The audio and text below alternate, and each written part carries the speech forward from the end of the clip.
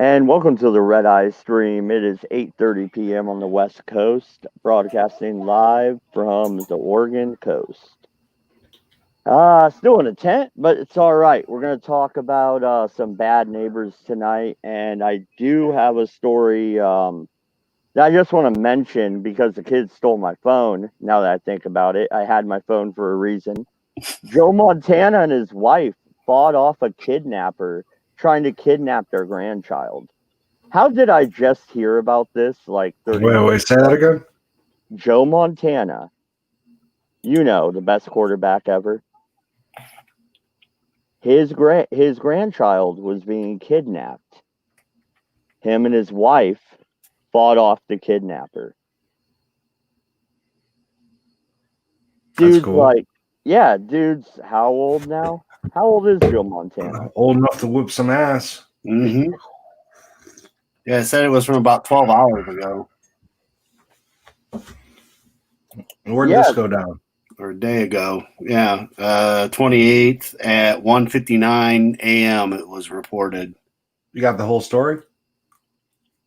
I just Googled it real quick just to see what he was talking about. So yeah, they did. Let's see, how old is Joe? Let's see. Yeah, he's up there in age, that's for sure. But it's pretty fucking awesome to say the least. 64. Mm-hmm. 64 years old. Think he hit him, with the Super Bowl rings on. End up with 3 Super Bowl ring fucking imprints. That'll do it. It's 4 actually. But all right. Hey, what's up, with Brian? the woman who attempted to kidnap his grandchild, police say. Yeah, that's a no-no. It's a good way to get your ass beat by a professional athlete. Mm-hmm. From back in the day when they had something called hustle. When football was real and not pussified. Do you think she knew that was his grandchild? Like she recognized Joe Montana, and thought, hey, if I grab this kid up, ransom? I don't know, but only crazy people kidnap people. We all know this. Yeah. It's hard telling. It's like, I mean, could it have been that's why they were kidnapping, like you're saying, or was it just some crazy bitch that was just trying to kidnap a kid? Could just be some tweaker. Mm-hmm. For all we know. I couldn't imagine that though. Not as a grandparent, but as a parent. Like you're walking through the store and someone tries to grab your kid up. I mean, it's not like I would I would like to say it's not like I would hesitate. I would immediately fucking beat the shit out of them or pull my gun. But there would be a second of, is this really happening? Don't you think, Jesse? You're a parent, right? Not when somebody even grabs my son by the wrist, they're getting fucking tackled and they're getting their fucking head beaten by my fists. Definitely. And the second they're on the ground, I hit them a couple of times and they're going to start dropping my fucking knee into their face. Well, no, I get that. I understand. It's just who kidnaps somebody right in front of their guardian or their, Crazy whatever. people. Crazy people. So act fast. You got about a second. Mm-hmm. Meth heads, junkies, scumbags, worthless pieces of shit that should be exterminated. Yep. So just tackle them and start fucking killing them, basically. Somebody grabs my kid, I'm going to fucking murder him in front of everybody. Well, yeah, there was only one time where, it was a split-second decision that could have changed everything. I was crossing the road in a small town, and it was dark, and my son's holding my hand.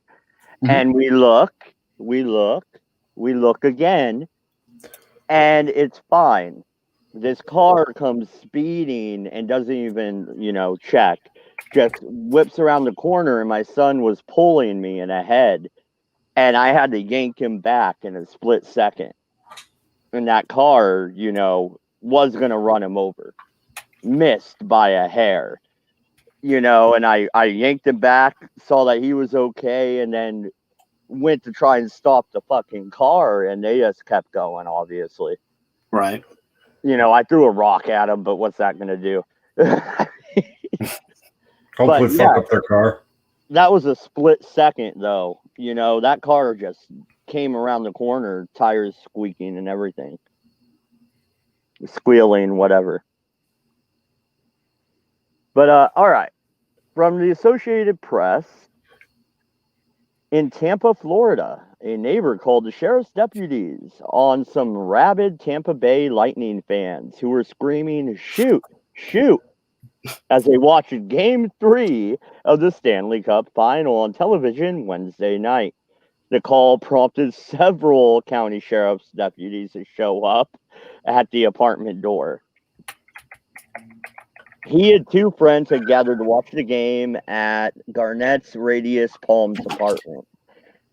In the first period, the trio began screaming for a goal, prompting the 911 call. The caller told dispatchers someone was yelling loudly in the apartment above just before 8:30 p.m. So they came to the door and thought there was guns in the house, Garnett, 26, told the Tampa Bay Times. All right, I'll stop it right there. So what? Yeah, we're watching a hockey game. You may go now. But even if there's guns in the house, who gives a fuck? That doesn't matter. You're yelling. I mean, what are they going to do? I hate apartments, dude, for this exact reason.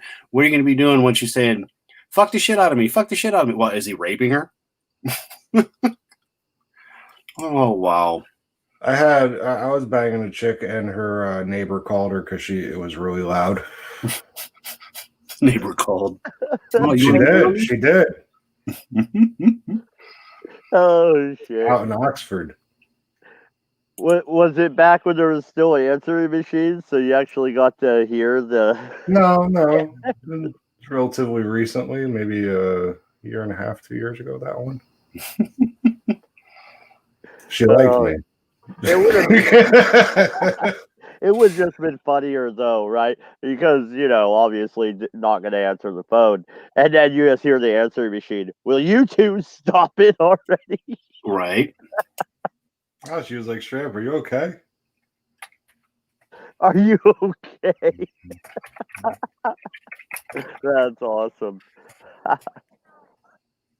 Okay.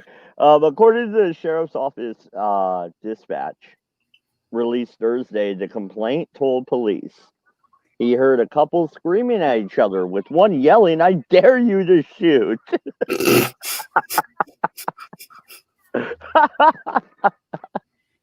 Okay. These guys really like hockey, obviously. And damn, that's a crappy. He was probably yelling, "You dumbass, shoot." Mm-hmm. So we're calling the police for loud sports fans now. That's great. Mm-hmm. Wookie, yes it is. It is. That is where I got my avatar. You're the only one that's noticed so far, actually. Good job. But it's from the Twisted album. So but yeah, that's what Wookie was asking me. Okay, we have 30 stories. I don't know about these, but we'll see. Number 30, my neighbor threatened me with a knife if I didn't stop stomping on the floor. Lived above a guy in a really old fourplex, and I guess the wood floors squeaked really loudly when I walked around. It's not like I was stomping either, but the dude would constantly come upstairs and bang on my door and yell at me to stop moving. I felt badly for him in the beginning because he seemed generally frustrated, but he didn't seem to understand or believe that I wasn't slamming my feet on my floor / his ceiling. Okay, we'll stop there. You ever had somebody come up to your house and go, "Will you just stop walking?" Like, just sit there. Oh my goodness. I mean, I remember living in an apartment and I could hear the neighbor lady upstairs above me because I had the lower apartment, and like she would play slot machines. So you'd hear that shit all the time. But I never had to yell at her about walking across my ceiling. Oh, that's funny.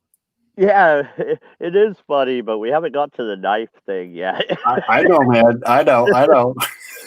I called my landlord several times, asking him if he had a solution. Don't move. I don't know. I couldn't move because I was locked into my lease. Oh, okay. I was like, wait a minute. Did you get tied up? But my landlord was just like, buy a lot of rugs. What a dick. On that landlord, put down some carpet, bitch. What a dick. Jesse, are you a landlord? And if you are, this was you, wasn't it? No, I would never become a landlord. I don't need to deal with other people's bullshit. That is fair. But would you do this to somebody? Just buy some rugs. No. I would first I'd ask, what'd you do? I would never be a landlord because of concrete in the toilet.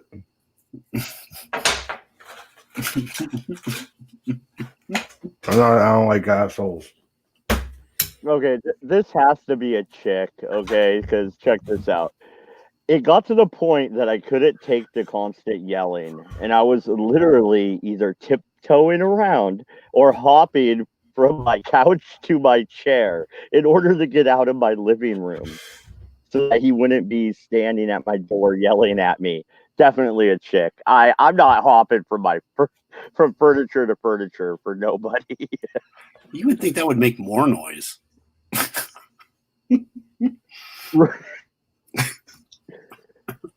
Right? I mean, The floor's I'm just lava. saying. Kids jumping on a bed and shit, that makes a whole bunch of noise. Jumping couch to couch and shit. And yeah, no, I don't think so.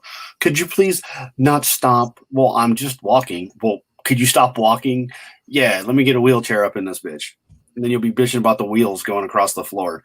My goodness. I love the rug part though. That's great. But the I'm gonna come stab you with a knife if you don't quit stomping. That's even more funny. Like, really? Come on. Buy some earplugs, old man. Turn your hearing aid down just a bit. Just a skosh. How come every time I come on your show, somebody's got a fucking problem with me? Who's got a problem with you? Moonbase.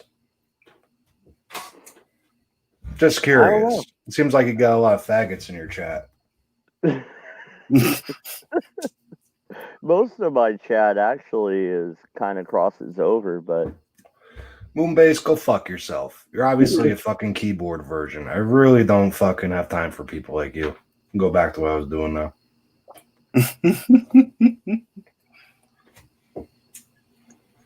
All right. So she went downstairs and tried to explain to him that that she bought the rugs and everything else. And but then he responded, I'm about at the point that if it happens again, I'm going to show up at your door with a really big knife. And then he just stared at me.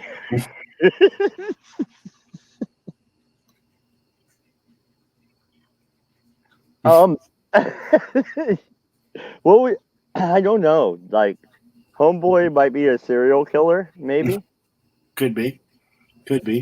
Let's face it. She was probably running around in high heels. Definitely, Peabody. Definitely.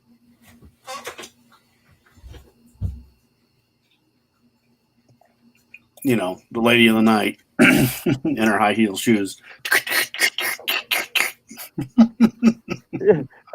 Yeah, she leaves out of the story. She is a tap dancing fanatic.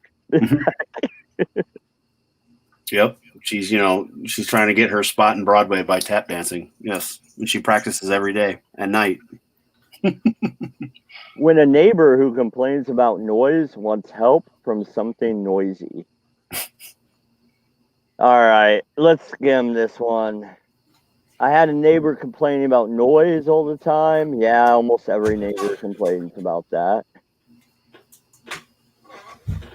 Oh, She came over and started swearing at his wife for vacuuming at 2 in the afternoon on a Saturday. They realized there was nothing they could do to make him happy and just ignored him. The next winter, they got hit by a snowstorm. It froze into solid ice and then more heavy snow. It was an absolute bitch to shovel.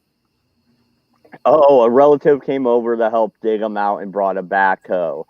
And then the neighbor asked for help with the backhoe. Okay, so a neighbor's all noisy and being a prick all the time.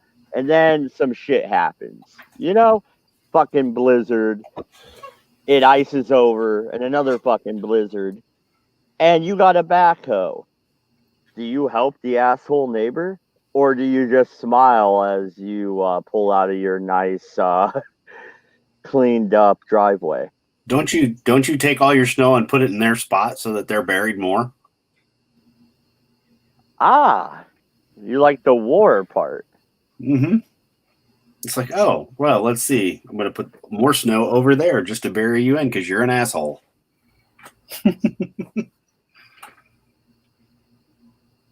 I was waiting to hear that the neighbor then called and complained about the backhoe.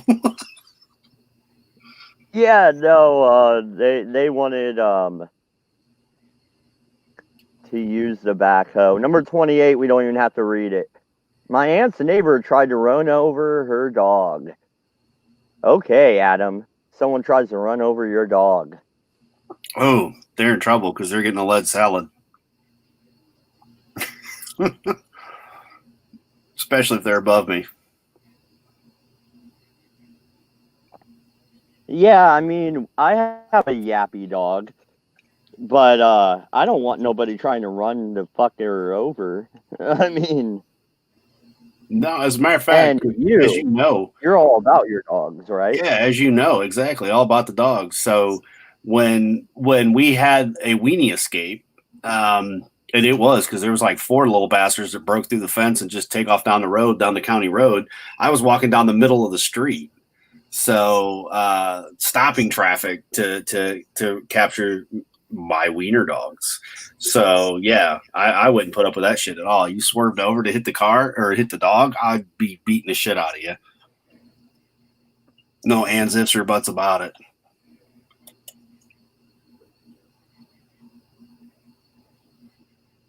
Yeah, and like, first off, if you hit the dog and run it over on purpose, what crime is that?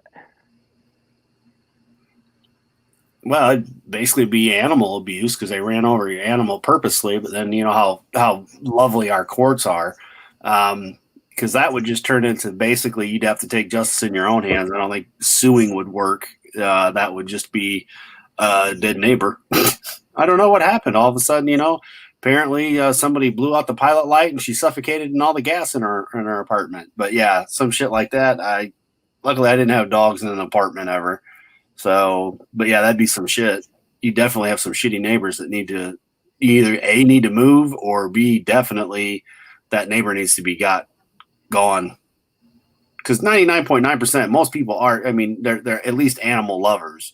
Whether it's cat, dogs, fish, snake, whatever. People generally do tend to like animals. So that would definitely be one to go to your homeowners association or your apartment management or whatever to deal with.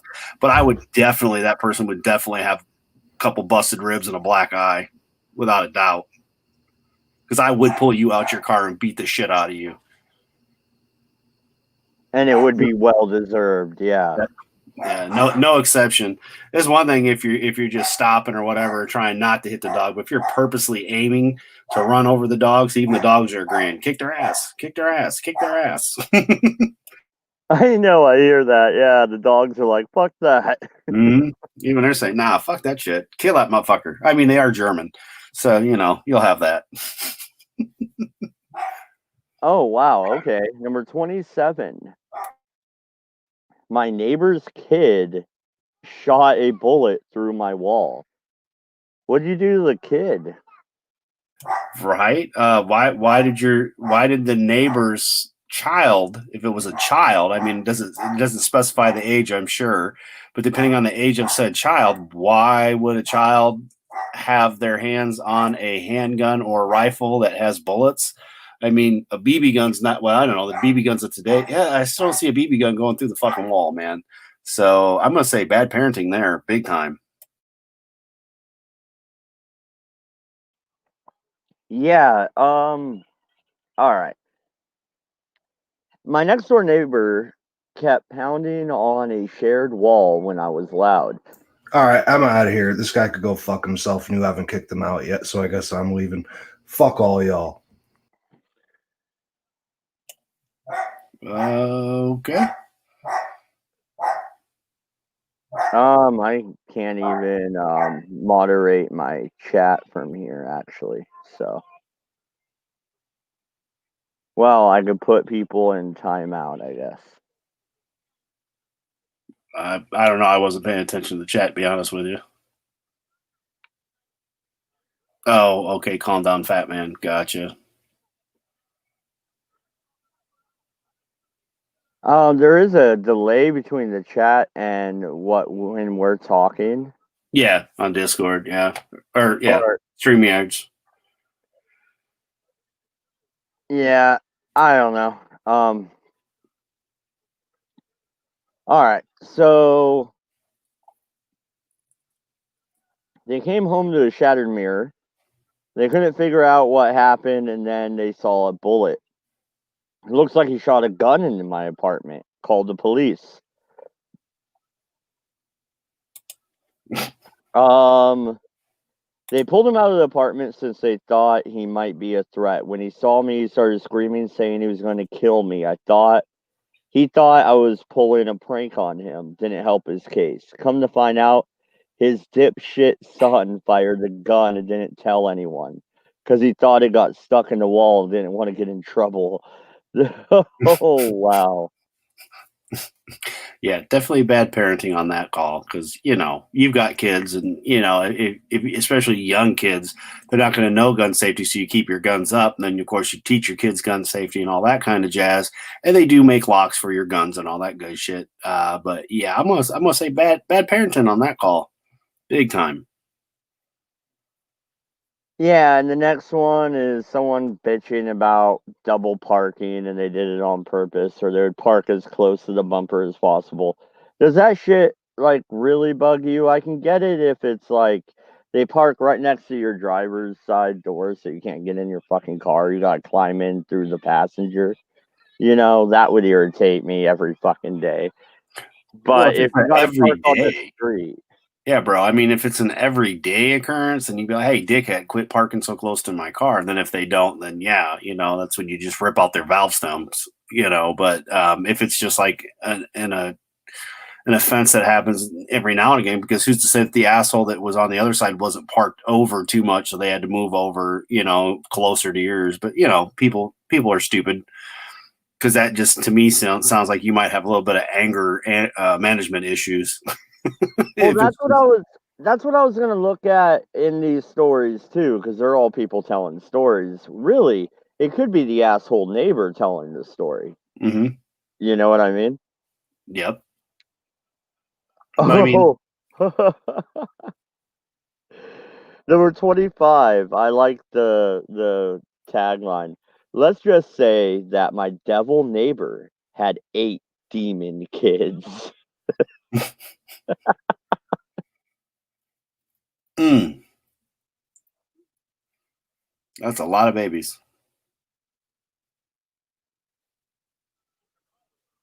Oh, okay.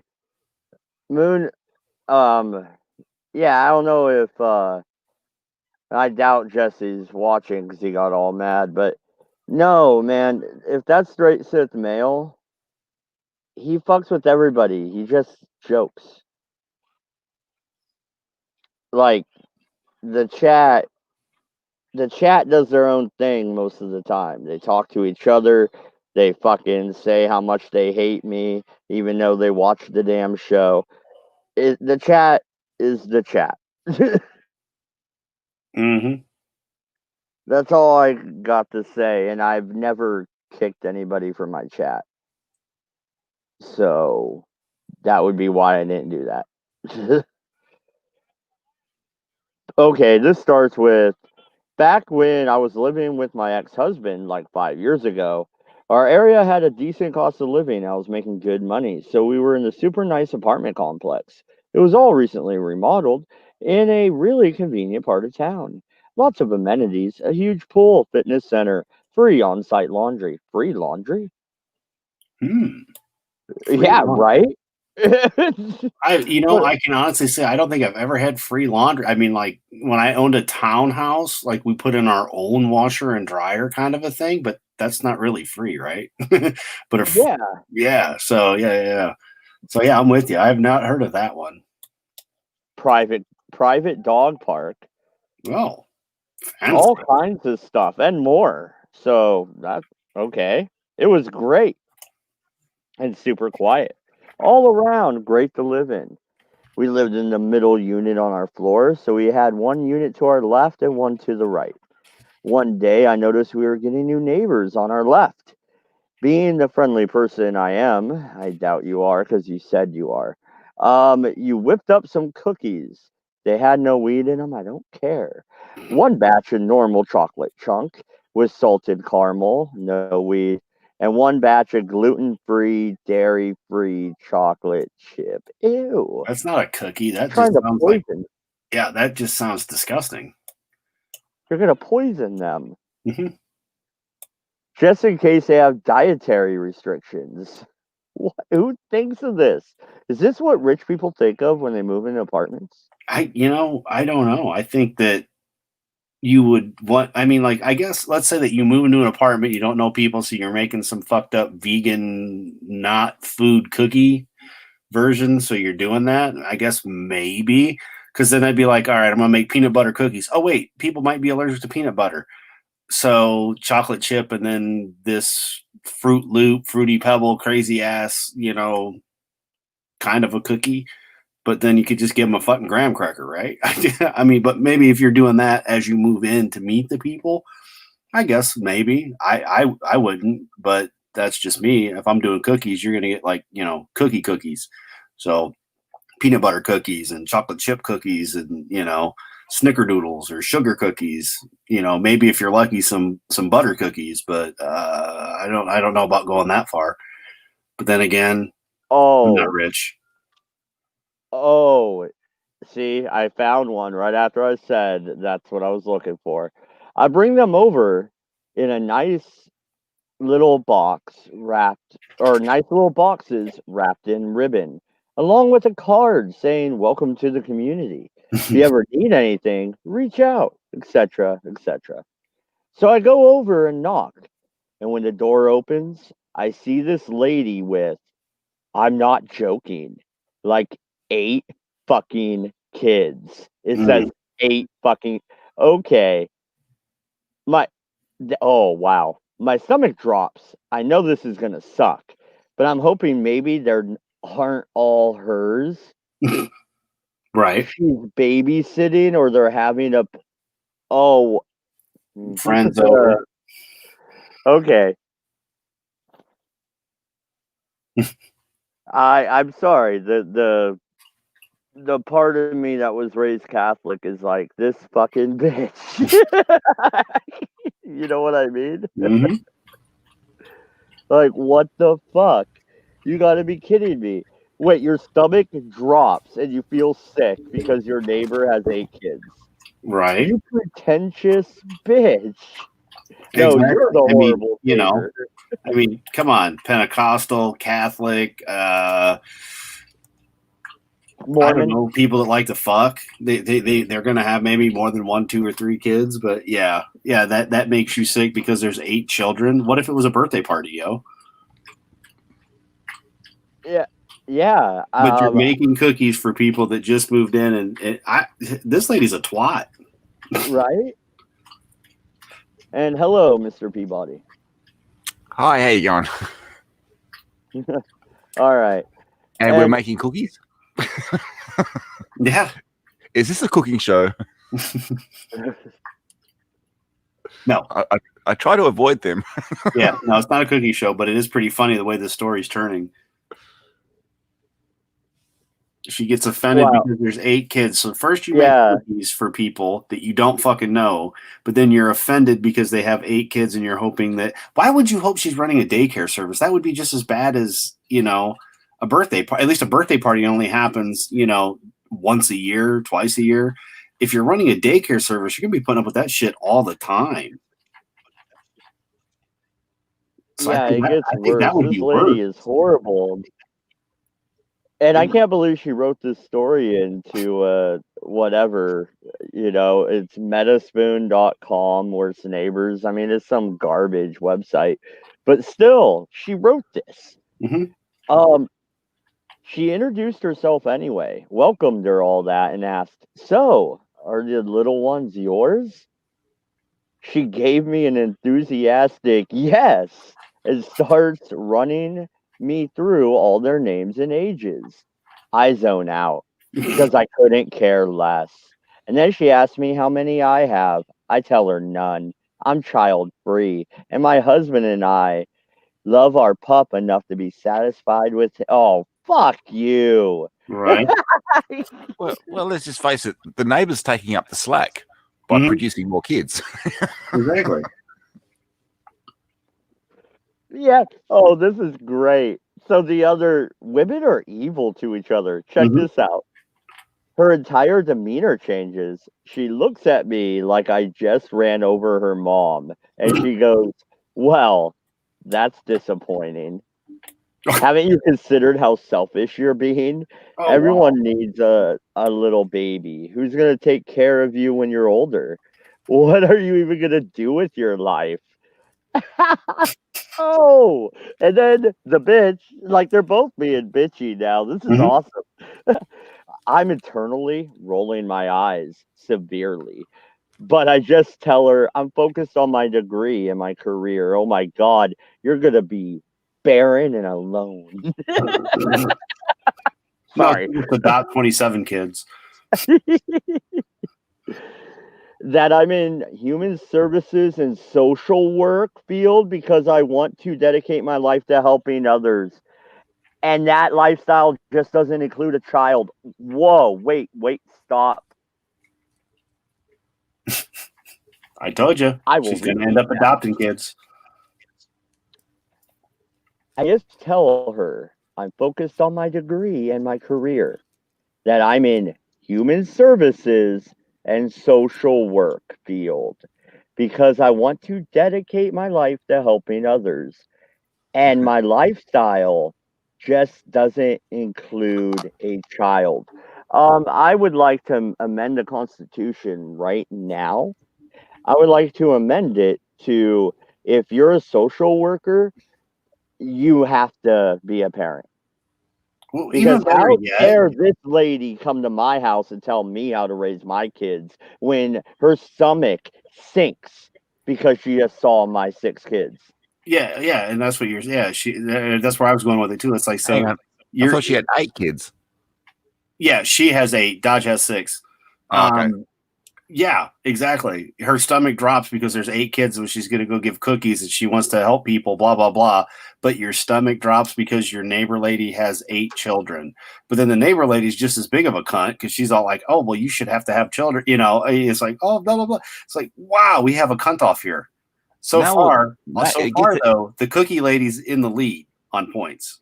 No, but it's even better than that because the cookie lady is in social work and all that. And she actually decides whether this woman with 8 kids gets paid. Gets to keep her kids too, though, depending on the circumstances. Yeah, that's what makes me mad. Seriously. This lady's stomach sinks when she sees somebody with children. So it's almost like I hate to bring up the hello? Can you hear me? Yep. Oh, Yeah. yeah, I hate to bring up the Supreme Court, but like, the nominee who's a Catholic and they're making a big deal over her having lots of kids, being successful and a Catholic. That's almost like what this lady's doing to her next door neighbor, but on a smaller scale. Yep. I think it goes a bit further than that because the fact is the new nominee has got quite a few kids herself. she adopted some kids, and she didn't blow up like a balloon. Well, think of this. Imagine if you were next to Angelina Jolie, who had kids and then had a bunch of adopted kids, and then what? You're going to be shitty to your neighbors because they got a bunch of kids? I mean, like I said from the beginning, it just didn't sound right. When as soon as you said, and her stomach drops because, I hope she's running a daycare service. Wait a minute. What? And then, so this story just gets worse and worse the further we dive into it. This is great. Well, no, the last house I lived at, the next door neighbor was running a daycare service. And that's noisy. Mm-hmm. That's what I was saying, man. I'm like, I don't think I'd want my neighbor lady running a daycare, like a birthday party, sure, or your kids and or family and friends are all over, whatever, sure. Even with 8 kids, I mean, whatever, it is what it is. But damn, that's all I can say. Damn. No, the worst thing was when the parents would drop off or pick up the kids. They wouldn't go to the front door and knock on it or ring the bell. They just pull up into the driveway and honk their horn until the people came out of a house to accept their kids or to pick the kids up. They just fucking honk their horn. Get fucked. Mm-hmm. Yeah. And there's this really pretentious guy that was driving this. It was a brand new Mustang, which was a dicky color. It was like a baby blue Mustang. No one gets a baby blue Mustang. And he would pull up and he'd show everybody, look at me, I've got a horn. And a baby blue. No, I actually went with that case. I actually went next door and said to them, can you please tell your people not to honk the horn because it's really annoying. Right. Oh, just wait. I'm sure at some point Dodge is going to read this story where, so I ran a daycare and came and knocked on my door saying, knock that shit off. Well, no, like, wow. She responds with more bullshit about how the best way to help the world is to bring more babies into it. Blah, blah, blah. I zoned out harder. You are not fit to be a social worker, you dumb fucking cunt. Mm-hmm.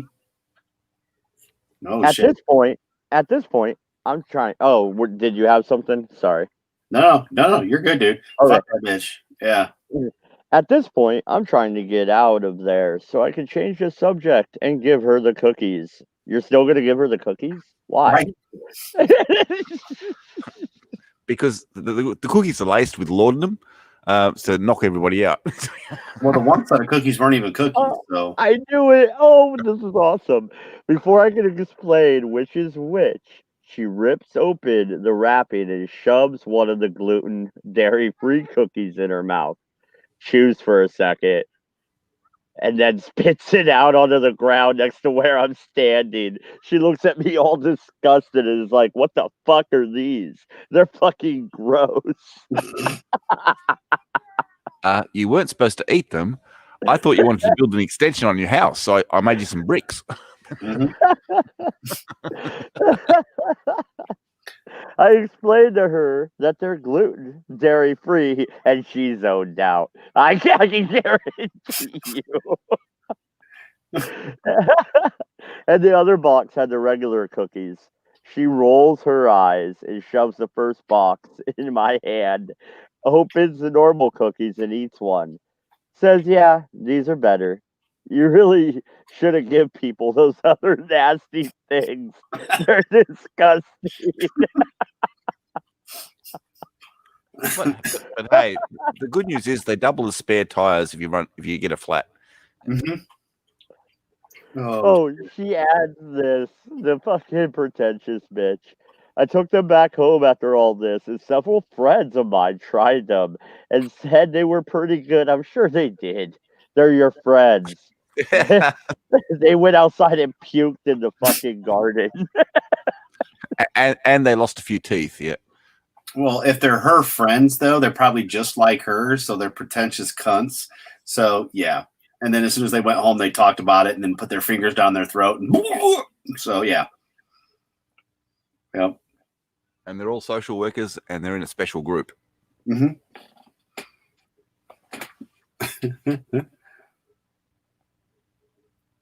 Okay, was that number 26? Or are we going to number 25 or what? Oh, I thought you guys were saying something. And I was reading. Oh, yeah, no, ahead. you're good. Okay. She says, now I made a dozen. Seems like a reasonable amount for any family, right? No, it doesn't. Not any family. Even if they had 4 kids, they could each have 2. But again, these people have 8. So they only get one. They only get 1.5 cookies. Yeah. Yeah, no, this is awesome. At this point, I was kind of just over the interaction. Gave her the card and was about to go back into my apartment when she goes, "Wait." I turned around Hang and on, looked gave at her a card. Yeah. There was a card and cookies. Oh, Yeah. Welcome okay. to the, yeah. But yeah, it wasn't her social worker card, was it? it. That would be a really poor move. Yeah. No, and this other chick though is just being a bitch now, and I totally understand why. I wouldn't even add it to her cunt score because this is awesome. She says, "You only brought 12. There's 10 of us here. Me and my husband want to eat 2 cookies. So what am I So what? My kids only get 1 each?" Yes, dinner. I'm internally rolling my eyes again, but I say I'm sorry. I had no idea you had so many kids when I made them. I try to leave again, and this time she grabs me by the shoulder and demands I make them another batch, Oh, wow. saying my kids deserve more than 1 cookie. When you handed that other tin and said, "Let your kids eat these, bitch." Oh. Let them eat cake. Oh, Pinoy News, $2. Thank you, sir. All right. Yeah, Pinoid Tom P has the best content, and he totally paid me to say that. Mm-hmm. Yes, he did.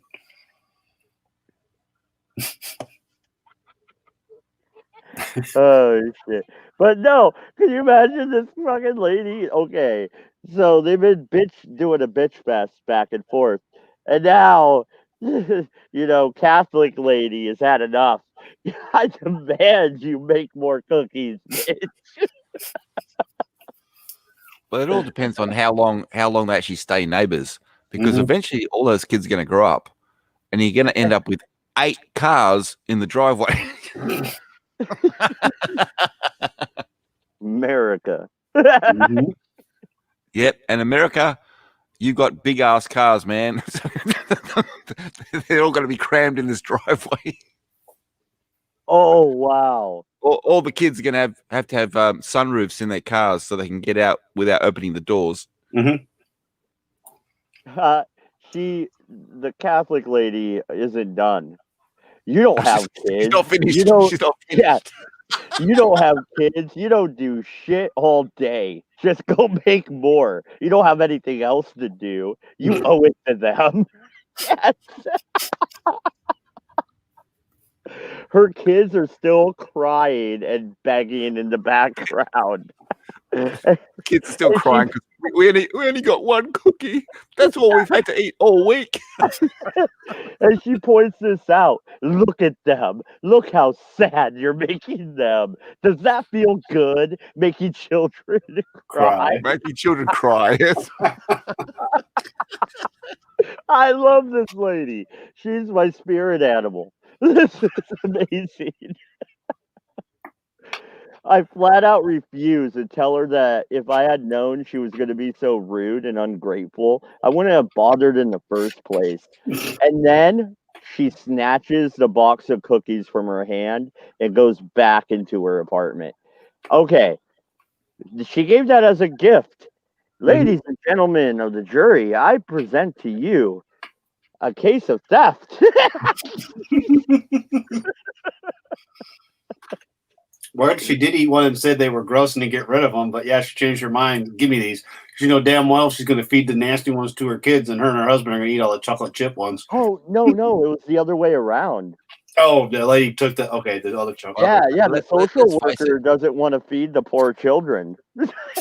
No, think about it. It could have been much worse. If she took around a packet of Tim Tams, there would have been bloodshed. Mm-hmm. Tim Tams are awesome. Yeah, so yeah, one cookie per child is not going to cut it. 2 cookies per child is not going to cock it. You need a packet per child, and even that won't cut it. The children wouldn't get any Tim Tams. I wouldn't share them because those are the best. no Tim Tams for the children. Yeah, once they get the taste, that's it. It's all over. Mm-hmm. No, and you got to remember too. She said how expensive this apartment complex was at the very beginning, right? Yeah. So this lady with the screaming kids has money. Her husband has a job. Yeah. They got cookies in the house. She's just making a fucking point. No, I'm agreeing. I'm loving it. That's fucking great. She Well, they might have to Section 8 her. Oh wow. Okay, now Catholic lady has Now Catholic lady's got a shotgun now, and she's going back. yeah. Well, no shotgun. I thought I come thought on. that would end it. I was wrong. She then opens my door and walks inside yelling about how those are her children's cookies and that I should be ashamed of myself for stealing from a child. right. I push her back out again, slam the door closed, and lock it. She then proceeds to pound on my door and scream, demanding not only the original box of cookies, but several more batches.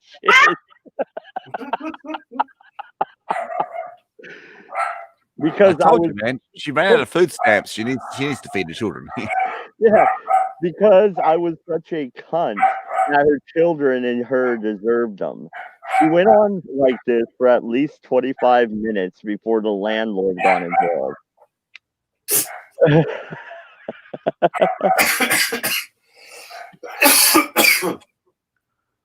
Wow. That story should be turned into a miniseries. Yeah. We need to see that on film. We need to see that. That's got to be the next Hallmark movie, right? Hallmark. No, it's Disney. It's a Disney movie. Oh they no! They can't do any worse than they already have. And it keeps going like so long. I'm not going to read the rest. Oh, like, yeah. Holy shit! It keeps going. Yeah. Like the Energizer Bunny, the cookie story from hell. Yeah. I just want to know, did she end up caving and making more cookies? Oh my god. Yeah, she starts complaining about diapers sitting right in between her door and mine. I bet you I know what happened. The mother took out the garbage and set it down and was waiting on the husband to come home and take it out, probably, why she had to do everything fucking else for 8 goddamn kids. Mm-hmm. I mean, number 24, my neighbors threw a football through my kid's window. It was right beside his bed. Self-explanatory. Even the old 80s movies had the baseball going through the window, We had that in the 60s too, man. So yeah. Yeah, it is what it is. It happens. Well, that's why you don't let your kids play with baseballs or footballs right by windows. No, but at least the kids are outside and playing. Yeah, but it's when they break windows. You don't have to really worry about it if an iPad gets thrown through your window. Oh, all right. I was playing Angry Birds and I got so pissed off I threw my iPad and it went through the window. Number 23. The worst neighbor I ever had was a prostitute. Yeah, I paused for dramatic effect. She overcharged me every night. Oh, this is great. This is great. Yeah. All right. The worst that I already said that. A very pretty, normal looking, big breasted, petite lady that was a prostitute. I never noticed when she moved in because I never saw a truckload of furniture being brought into her apartment or anything like that. So I met her one random day when she was pulling up in her red Toyota Camry. You know, every hooker's car. Mhm. She was wearing heels, a low top, and a short skirt. Her hair was short and curly, and her hips swayed as she walked into her apartment without even taking a glance at us. I looked at my husband, and his mouth was halfway down to the floor. Oh, okay. I'm gonna skip the story, We need to and go. we could just agree on what happened there. All of a sudden, all the money for the house started to disappear. Yeah. You know, I bet that husband, was very and happy. then husband was. and all of a sudden, she couldn't feed her 8 kids. Yeah, is that the cookie lady again? so she had to attack people with cookies. Yeah, this lady got the cookies that the other lady didn't like that weren't cookies, the dairy-free fucking nasty things that started chucking them like the gluten-free cookies. Yeah, it's like Mhm. it's all I've got to feed my children because my husband spent all the money on a prostitute next door.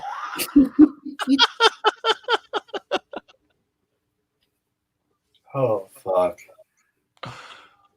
We're gonna skip this one because my worst neighbor turned out to be my best friend. I don't care. My neighbor broke every single rule of what it means to be a good neighbor. What are these rules? Right? Yeah, I didn't get a book. Did you get a book? I know.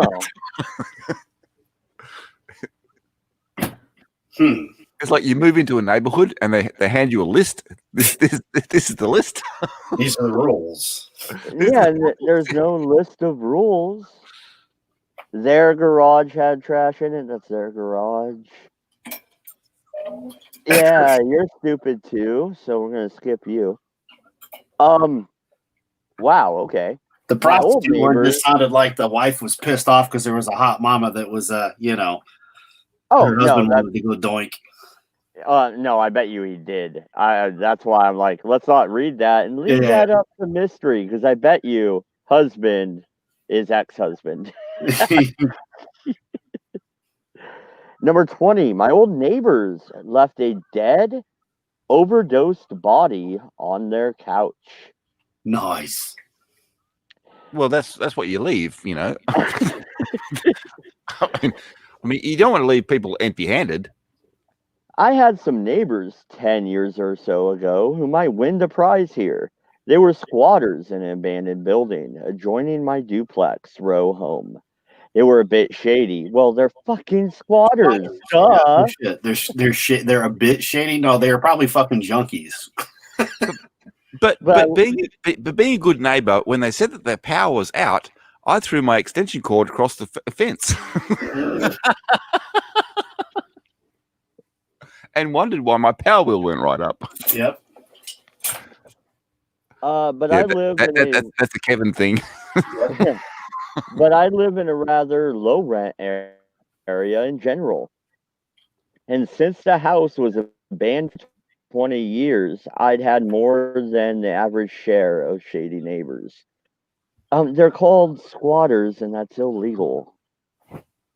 In any event, the one guy I knew by name knocked on my door one day and said that they were leaving, but they were going to lock the place up nice and tight, so I wouldn't have to worry about less reputable squatters moving in. Nice, eh? About 3 years go by, and I get a knock on my door, and it's a group of nice, Quakerly, non-violent activist types looking for a squat, and to be polite, they thought they should ask me. They seem pretty trustworthy and were working for good causes. Well, So I promised I wouldn't raise a thing. Yeah, right? Hey, do you mind if I break the law right next door? You don't mind, do you? Why not? Oh, yeah. I'm sorry. Yeah, we're just looking for a place to squat. Do you know any place around here we can use? Come on, man. Be a friend. Let me squat next door, please. Come on, man. Come on. You know I'm homeless. Oh boy. Yeah.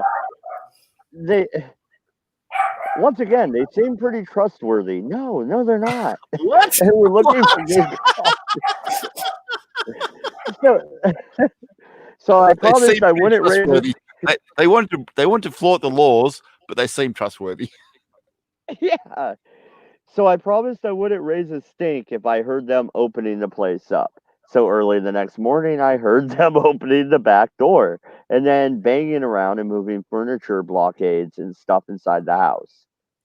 Suddenly, there was startled yelling sounds and footsteps running around and out the back door. I figured they'd seen a giant possum or something and just went back to sleep. Really? Giant possum? Okay. A bit later, I hear loud knocking on my door, and I find half a dozen cops running around outside. Evidently, the squatters who had locked the place up 3 years earlier had left something behind, an overdosed body on their living room couch, which was, after 3 years, no longer in very good condition. After 3 years, Oh, not in very good condition. Well, to be polite, they should have embalmed it. Well, actually, I kind of call bullshit on that story. And this is why. 3 years? Yeah, it'd be nothing. How do you know they OD'd? Exactly. There's nothing to test. Yeah. So I kind of call bullshit on that one. Yeah, not to mention, was the body there when the squatters got there, or was it a friend of said squatters? But yeah, after 3 years, I'm calling shenanigans.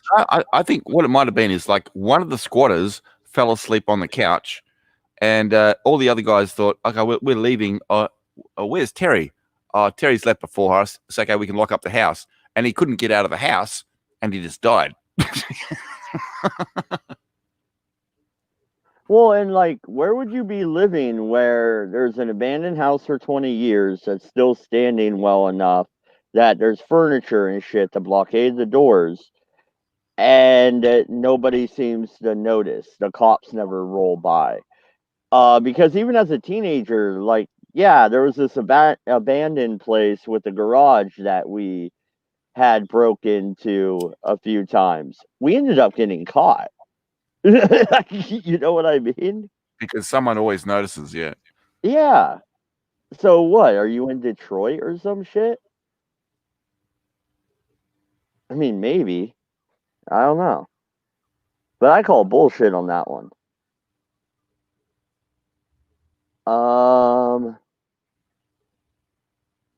Yeah, I don't Yeah, I got to care about concur. that one.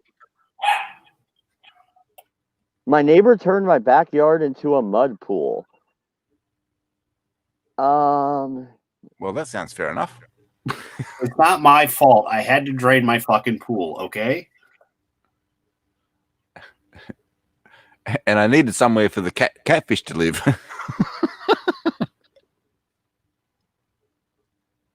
We've seen those American Funniest videos where they've got those big pool, above ground pools, the blow up ones and that, and then all of a sudden somebody jumps in it and then it goes. That's what I'm thinking. Yeah, no, I was trying to read, and no broken pipe. It looks like no sewer, because the worst case scenario on that, my neighbor turned it into a mud hole. First thing I thought is, oh, sewer line broke. That's a stinky freaking mess. I consider that some horrible neighbors, especially if they didn't fix it. Now, what happened was the septic tank got full. So instead of pumping it into the septic tank, they just pumped it into the neighbor's yard. Because it was a duplex house. Yeah. Yeah. But it looks like it was just a hose, like he was watering the yard and forgot or some shit. Stupid so how's complaint. that turn into a mud pit? I'm thinking like something that we'd go, mudding in Dodge. Oh man, I'm surprised I'm not on one of these. I had this house once, right, and there was an empty lot right next to it, and my ex had took off, emptied the bank account, took all our rent money, and bounced. So we were like, fuck, okay. So we got to pack everything up and move. And we were drinking, and my buddy's like, "Hey, it's not illegal if we do cookies in that lot. That's pretty much your yard." I'm like, "We're drunk." He's like, "So it's private property." I don't know if it's legal or not, but we went out there and spun cookies. And the whole neighborhood came outside. We were in Eugene, and the neighborhood comes outside. They're watching. We're blaring country music, got freaking beers, doing cookies and shit. No one called the cops. That was entertainment, dude. Oh, dude, that same day, his front end on his truck was smashed in a little bit. So we hooked up a chain from his front end to my front end. Oh, this doesn't sound good. This doesn't sound good. We backed up, backed away from each other and pulled that fucking thing out. Redneck auto body. Yeah. Hell yeah. Mind you, I have done the same thing. I actually connected to the front of a car to a tree and then backed it out to pull the front of the car out. But that was all on me, my friend. And it worked. But I was a little bit worried when you said you actually attach it to another car. yeah, it could have ended bad. Yeah, it's like, and by the end of it, neither of us had a front end. By the end of it, we said fuck it and turned it into demolition cars and just did it right there. Well, we decided in the end to join the two cars together and make a limousine. Exactly. But yeah, I think I'm done with that site. The rest of the stories look stupid. What's been going on? China buzzed Taiwan. That's interesting. Did you hear about that? Oh yeah, they've been doing that for a while though. Yeah. Yeah, but they actually flew directly through the airspace. No, they've been doing that for a while. Yeah. Yeah, fuck China. Because the fact is, China doesn't see Taiwan as separate. It sees it as China, so they just fly straight over it. Yeah. Plus, we've decided from here on out, it's no longer China, it's Gina. It's Gina, yeah. Like vagina. So Gina flew over. There's no C, it's a J.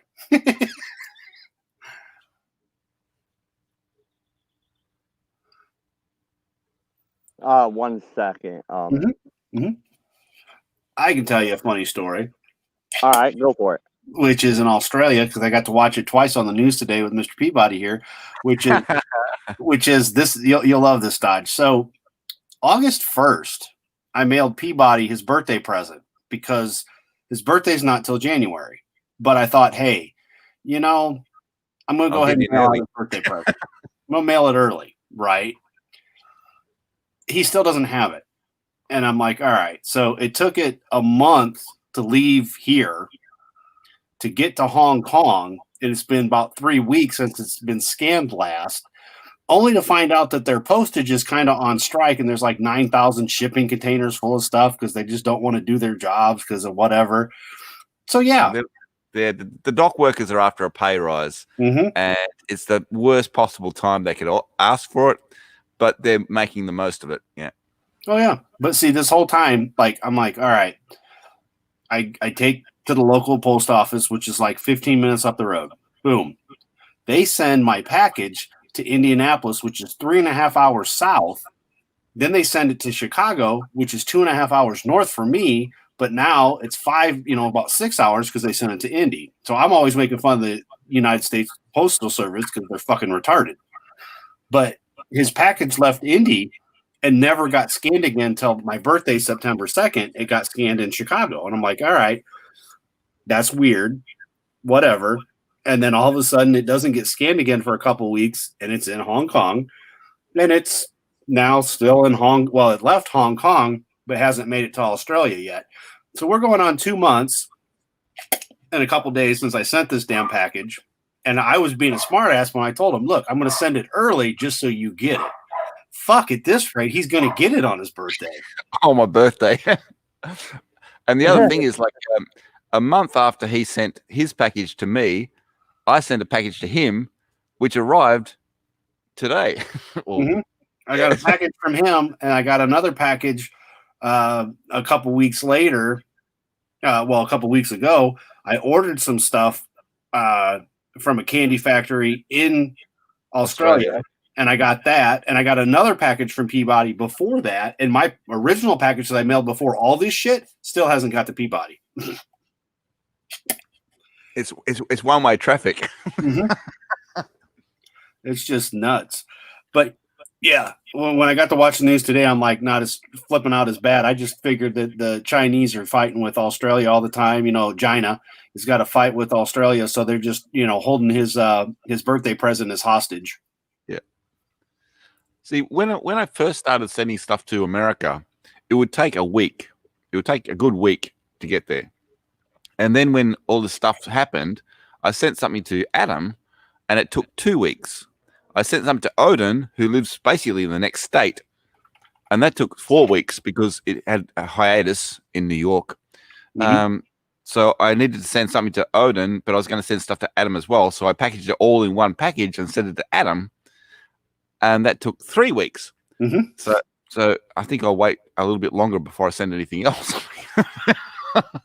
Yeah, it's bad because I used to send when it would take about 10 days legitimately between like from here to there and from there to here because like their mail doesn't run on the weekends. So Saturday and Sunday they only have Monday through Friday. That's it. They don't got no mail. Yeah. So it's a little bit different than what we've got, but it would take about 7-8 days basically, and about 10 because of the weekends. But he'd get his packages, no problem. I've sent him 2 packages, no problem. This package, though, the most important package for his birthday that's coming up was the most important package I could possibly send this mofo. And yeah, I was getting pissed. Like I called the post office and they're like, well, it says it left Indy. I'm like, yeah, 3 fucking weeks ago. I'm like, if it was going to go to Chicago, I could have drove 2 hours and delivered it myself to the post office for fuck's sake. What I think happened was it left Indy, went straight into customs, and they just never scanned it till they got to it. Then they scanned it, and of course it did leave. Same with when it was in China. They scanned it, they got it, they scanned that it left. It probably left on a ship, but then once again, as we were talking, as I found out today, they're dealing with all that stuff. So I think Australia is ahead of us on what's going to happen here with mail. Because USPS is complaining about shit with Trump and all the nonsense there, saying they need more money, but they can't even mail a fucking package the right way in the first place. Like I said, Chicago 2 hours for me, but it goes 3.5 hours south to go 2.5 hours or 2 hours north. Well, I've always had the belief, well, not always, but ever since I started YouTube anyway, that the postal service should be privatized anyway. It's outdated. It's completely sucking money in, and it never runs a profit. Well, it's just like Amtrak. We shouldn't be funding Amtrak either. You would get better trains that were quicker, more direct, and cheaper if you didn't subsidize. Well, think about it. The post office charges us more. It would cost us more to send each other. Like if I sent you something and you sent me something, it's going to cost us more than what these businesses, they get deals. Well, why the fuck can't I get a deal to send my buddy Dodge something? Why is it if I'm going to send Doku something, I got to pay this price? But if I was a business, I get a massive discount. Yeah, no, the businesses get like a bulk deal, especially if they're working through eBay or something like that.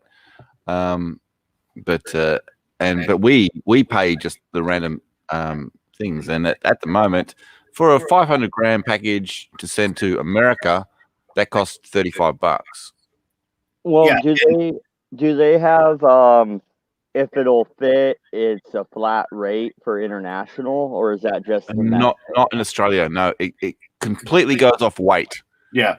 So the box he sent me, it's not a big box. It fit in the mailbox. It cost him $35. If it fits at ship's box, right, like you're talking about, it would cost me about $15 to send you the large if it fits at ship's box. That price has shot up to $22.50. When I sent that box to Peabody the first time, the first package was in, and if it fits at ship's box, would have cost $115 because of the fact that it was an international if it fits it ships box. So what I did was allegedly I wrapped it in copy paper. in paper, and it was only $50 to send it. But then the second box was a little bit bigger, and it was like $65. It was a Target box, which was bigger than the if it fits it ships box. But the prices have gone up. They in the 3 years that Peabody and I have been communicating and sending stuff to each other. Well, hell, that's been in the last year, actually. The prices have gone up quite a bit. And then that if it fits it ships box is some bullshit because why is it going to cost me $15 when I sent Brandon Moist his stuff? It was $22.50, but it's going to be $65 or $115 to send the same size box from here to Australia. Nuts. Well, what about DHL or UPS or FedEx? So FedEx and UPS still go through USPS. DHL has their own shit. So that's when I send Peabody packages from here on out, I'll be doing DHL and I will let you know once I actually do send him something because I'm done with USPS. They can suck and kiss my Irish arse. Fuck them. Yeah, I'm done with the United States Postal Service when it comes to sending out because it wasn't just his package that got fucked up. So I sent Peabody his package, I sent Jez his package, and I sent Brent Utini his package. Both those guys are in the UK, not far from each other. Wait a minute, though. I thought FedEx had their own fucking planes. They have a fleet. When it goes international, it all goes through the same shit though. It goes like through US because FedEx will drop packages off at the post office. The post office will deliver them to you. I've had that happen before. I've had that happen before too. Yeah, they're all they're all in that same little group of bullshit that we get stuck paying high ass prices on that we shouldn't have to. But Jez's package and Brent's package, this is great. So. All three packages went to the local post office. Then, to make matters worse, Peabody's went to Indy, but the Boyses from the UK, the Brits packages, went to Fort Wayne, which is an hour and a half west or east of me, then went to Indy, then went to Chicago. Brent's package went from Chicago to New York to UK. Jez's package, on the other hand, was missing and then went to Japan and they made it to the UK. Both packages should have just went straight from Chicago to the UK, but because that was when we were having the riots in Chicago, one went to the to New York, and then the other one went to shipped out of Chicago and went to Hong Kong or Japan. So shit be nutty, man. And I think they purposely do it. So by the time I get my package from Adam, we'll have expected that package to write a book called The Odyssey. Mm-hmm. This is the travels that I did. You should do in one of those packages you send internationally, do what the old 90s FedEx commercial did. Send a stopwatch. Mm-hmm. I told him I want what I mean? Yeah. And then make it a YouTube thing. I bet you that'll get a lot of views. Just curiosity, right? Well, like how people have those GPS units you can put on your car. I want to do that. Put a GPS unit on it. Got, Bluetooth and all that and Wi-Fi so that we can actually legitimately track how many places it fucking goes before it gets to where it goes to. Because, man, that shit's nuts. Now, the package I sent today, to Odin that he doesn't know he's getting, and since he doesn't watch the Redeye, I don't have to worry about him knowing, which is a baby gift that Peabody got. His sister made it, then he shipped it to me, and I shipped it to Odin. It has already, I actually got a text message a while ago, but I didn't look where it was, but it went through a sorting facility already. Let's see, I will check it right now and see where the hell it's at, because that kind of made me laugh. I was like, okay. But you did that. That one was Express Post, so it's like that one's clicking along. Well, they said it'd be there Thursday, which in Tennessee is not. I could be in Tennessee in less than 8 hours, so it shouldn't even take that long. But I mean, I get it. It is the United States Postal Service, but let's see messages and All right, USPS. Yeah, it's already in Indy. So What? it's in Indianapolis. Yeah, well, Indy's 3 hours away. Yeah, I know, but it's like that's not bad. Yeah, at 10:53 p.m. it made it to Indianapolis. Now, keep in mind, I dropped that motherfucker off at what, noon? Yeah, So, roughly noon, just past noon. Yeah, yeah, because he took me to the post office. yes, I did. He got to see an American post office today. The GPS thing would be cool, but they might think that's a security risk if it goes through scanners and shit. But the stopwatch would just be cool for the old '90s commercial aspect. Well, You know what I mean? I don't know about you, but if I was a customs person and I opened up something and it had a clock ticking, I'd be a little bit worried. Well, they're digital Well, now. nothing ticks anymore. You know what I mean? It's all digital. Nah, fuck that. I want a clicking clock. You know? I want it to go tick tick tick. Yeah. No, you just want to raise hell. Well, look at it this way: anything that gets sent from me to say Adam, right? It first of all, it has to go through Australian customs. It goes through Australian customs first. They check it before they send it, and then it gets to American customs, and they check it when it comes in. So it has to go through 2 lots of customs to get anywhere. So yeah, So send the clicking guys, clicking thing. Yeah. do you guys eat kangaroo? Not all of us know, but yeah, we can buy it from the supermarket. Is it good? I've never tried it. You live in Australia. You never tried kangaroo. Well, have you ever sucked a possum's dick?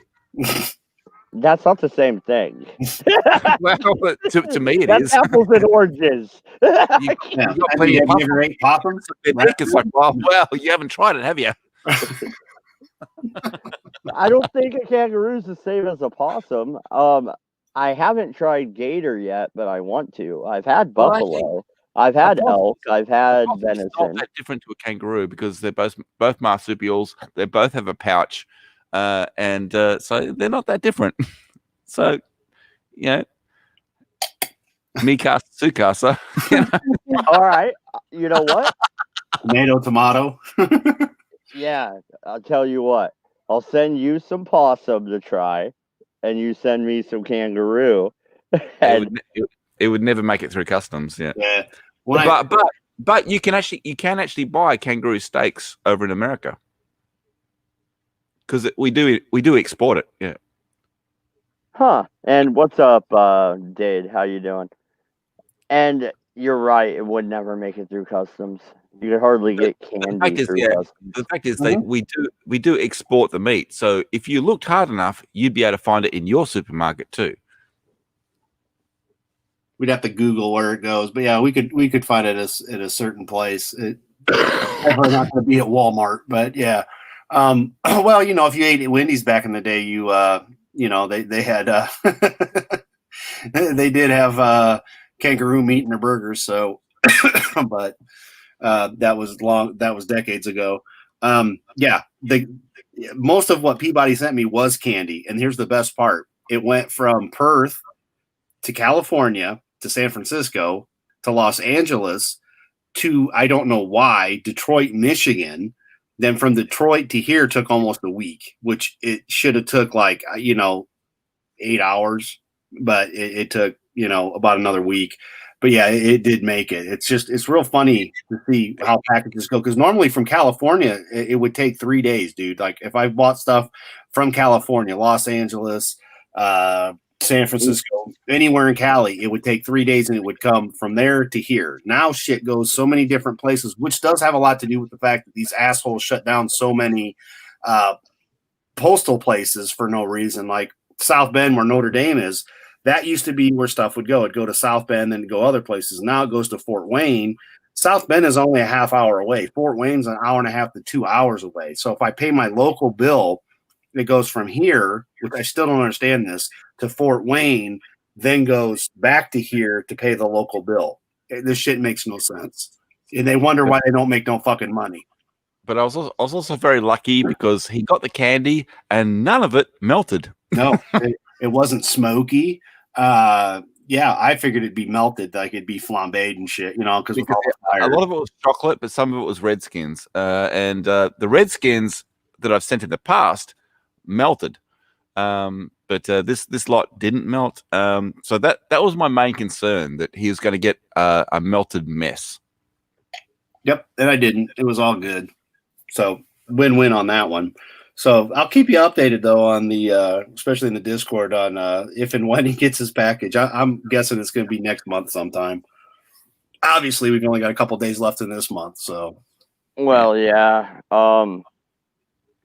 November is my birthday. Hopefully, I'll be in a freaking trailer tomorrow. I won't be doing a show. Everybody, going up to Salem. I'm gonna walk the damn lot and fucking get something living. Oh yeah. But are you having trouble with that nasty lady with the gluten cookies? no, you gotta move out. Oh, you made it. Yeah, you probably don't know. Yeah, the wildfires took my house and my car. Oh wow. So you're in California, Oregon. Oregon.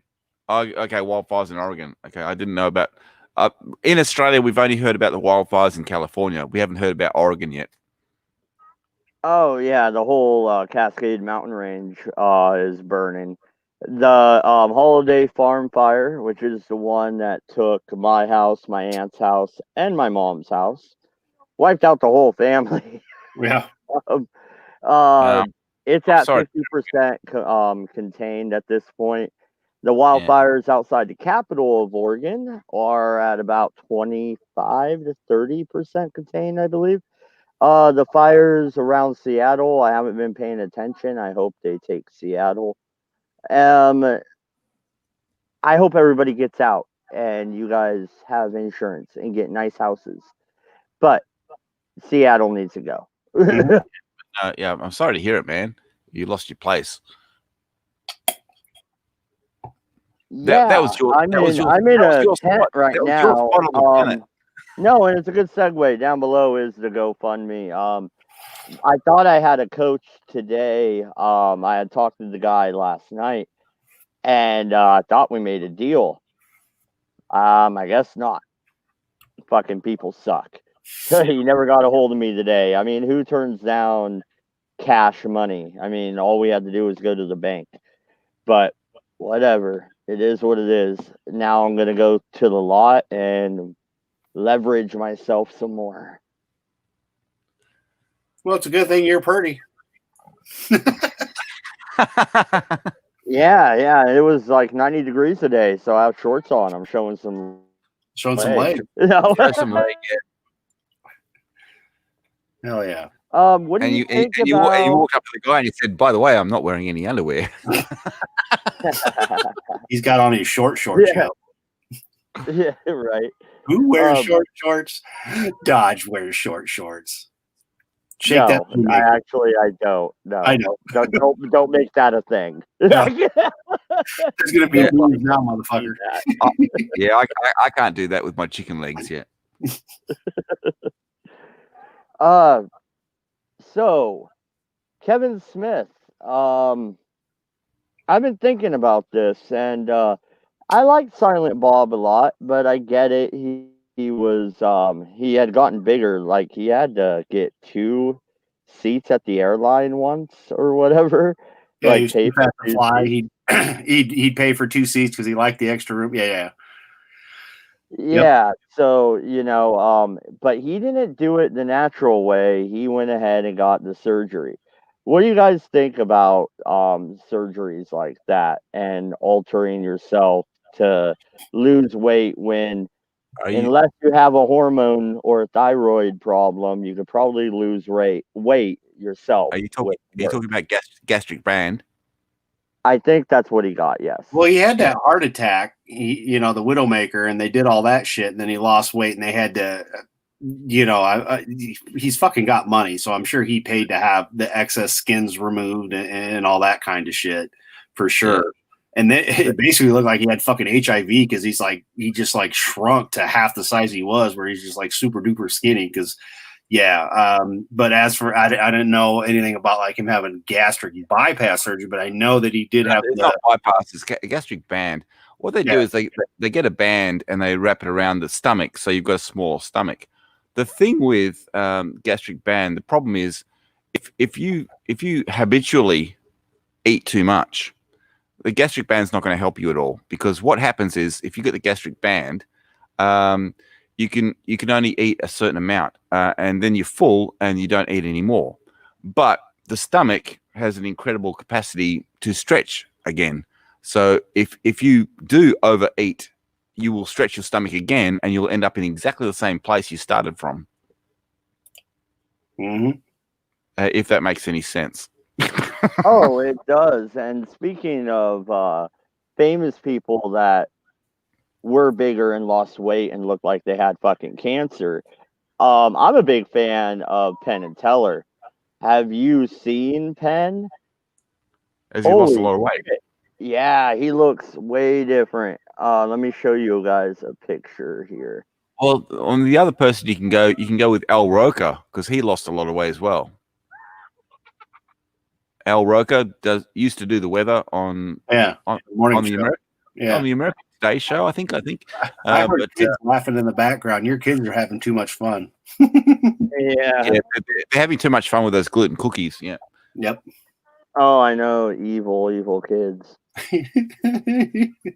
I can't believe that lady. Like, wow. Let's see, before and after.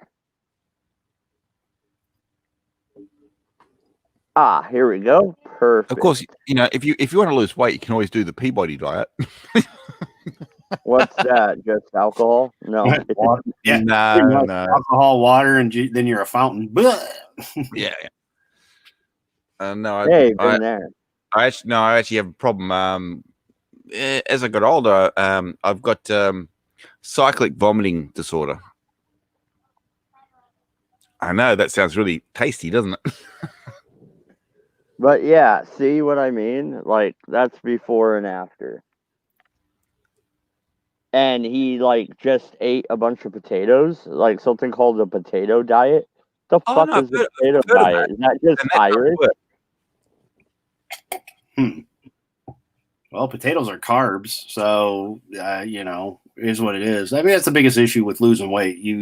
Because when I fell and got hurt is when I lumped up to about 260 pounds, and I'm 6 foot. And I mean, it took me 2 years to get back down to the 190 range. But I mean, that was steadily, slowly but surely, eating less, not eating late, and, cutting my meals down in size and whatnot. So, I mean, it can be done.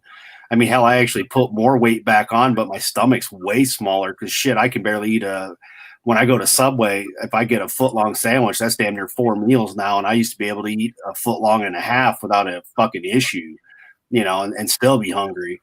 Nowadays, shit, a 6-inch sub, I can cut that in half and have 2 meals out of that damn thing. And that's 2 days, worth.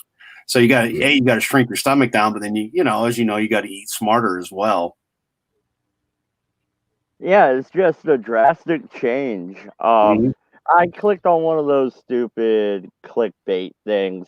Celebrities, then and now. Pamela Anderson, back when she was hot, now old and fucked up, plastic surgery, shit like that. Yeah, plastic surgery. Now she looks all wrinkly and shit. But no, Adele, the singer Adele, she went drastic, and she's lost a lot of weight, but she doesn't even look like Adele anymore.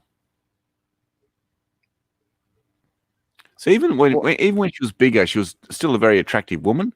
But now Adele's lost a lot of weight, and she's not as attractive as she used to be. Well, no, and what I noticed too is those clickbait sites, man, they're dumb because it's like, can you believe it? This was Jack Nicholson way back when. Yeah, well, I could show you William Shatner way back when, and now fat old William Shatner. Guess what? Mhm. They're both awesome. I mean, it's still the Shat Man. Like, I mean, at the end of the day, you're gonna get old. You're not gonna look the same. yeah, or Val Kilmer or whatever. That was actually Val Kilmer surprising. blew up. Yeah. That was Russell surprising. Crowe blew up in that last movie we watched Unhinged. He was huge. But then but Val Kilmer actually he put on a lot of weight. He looked terrible. He has dropped some of that weight again. So he looks a little bit better than he did. But yeah, Russell Crowe, he's blown up quite a bit. I didn't know Russell Crowe was 6'5". Yeah. Fucking dude's huge. Yeah, he doesn't look that tall in the movies, right? You don't. You just look like a normal sized dude when you're watching him on screen. But yeah, he's 6'5".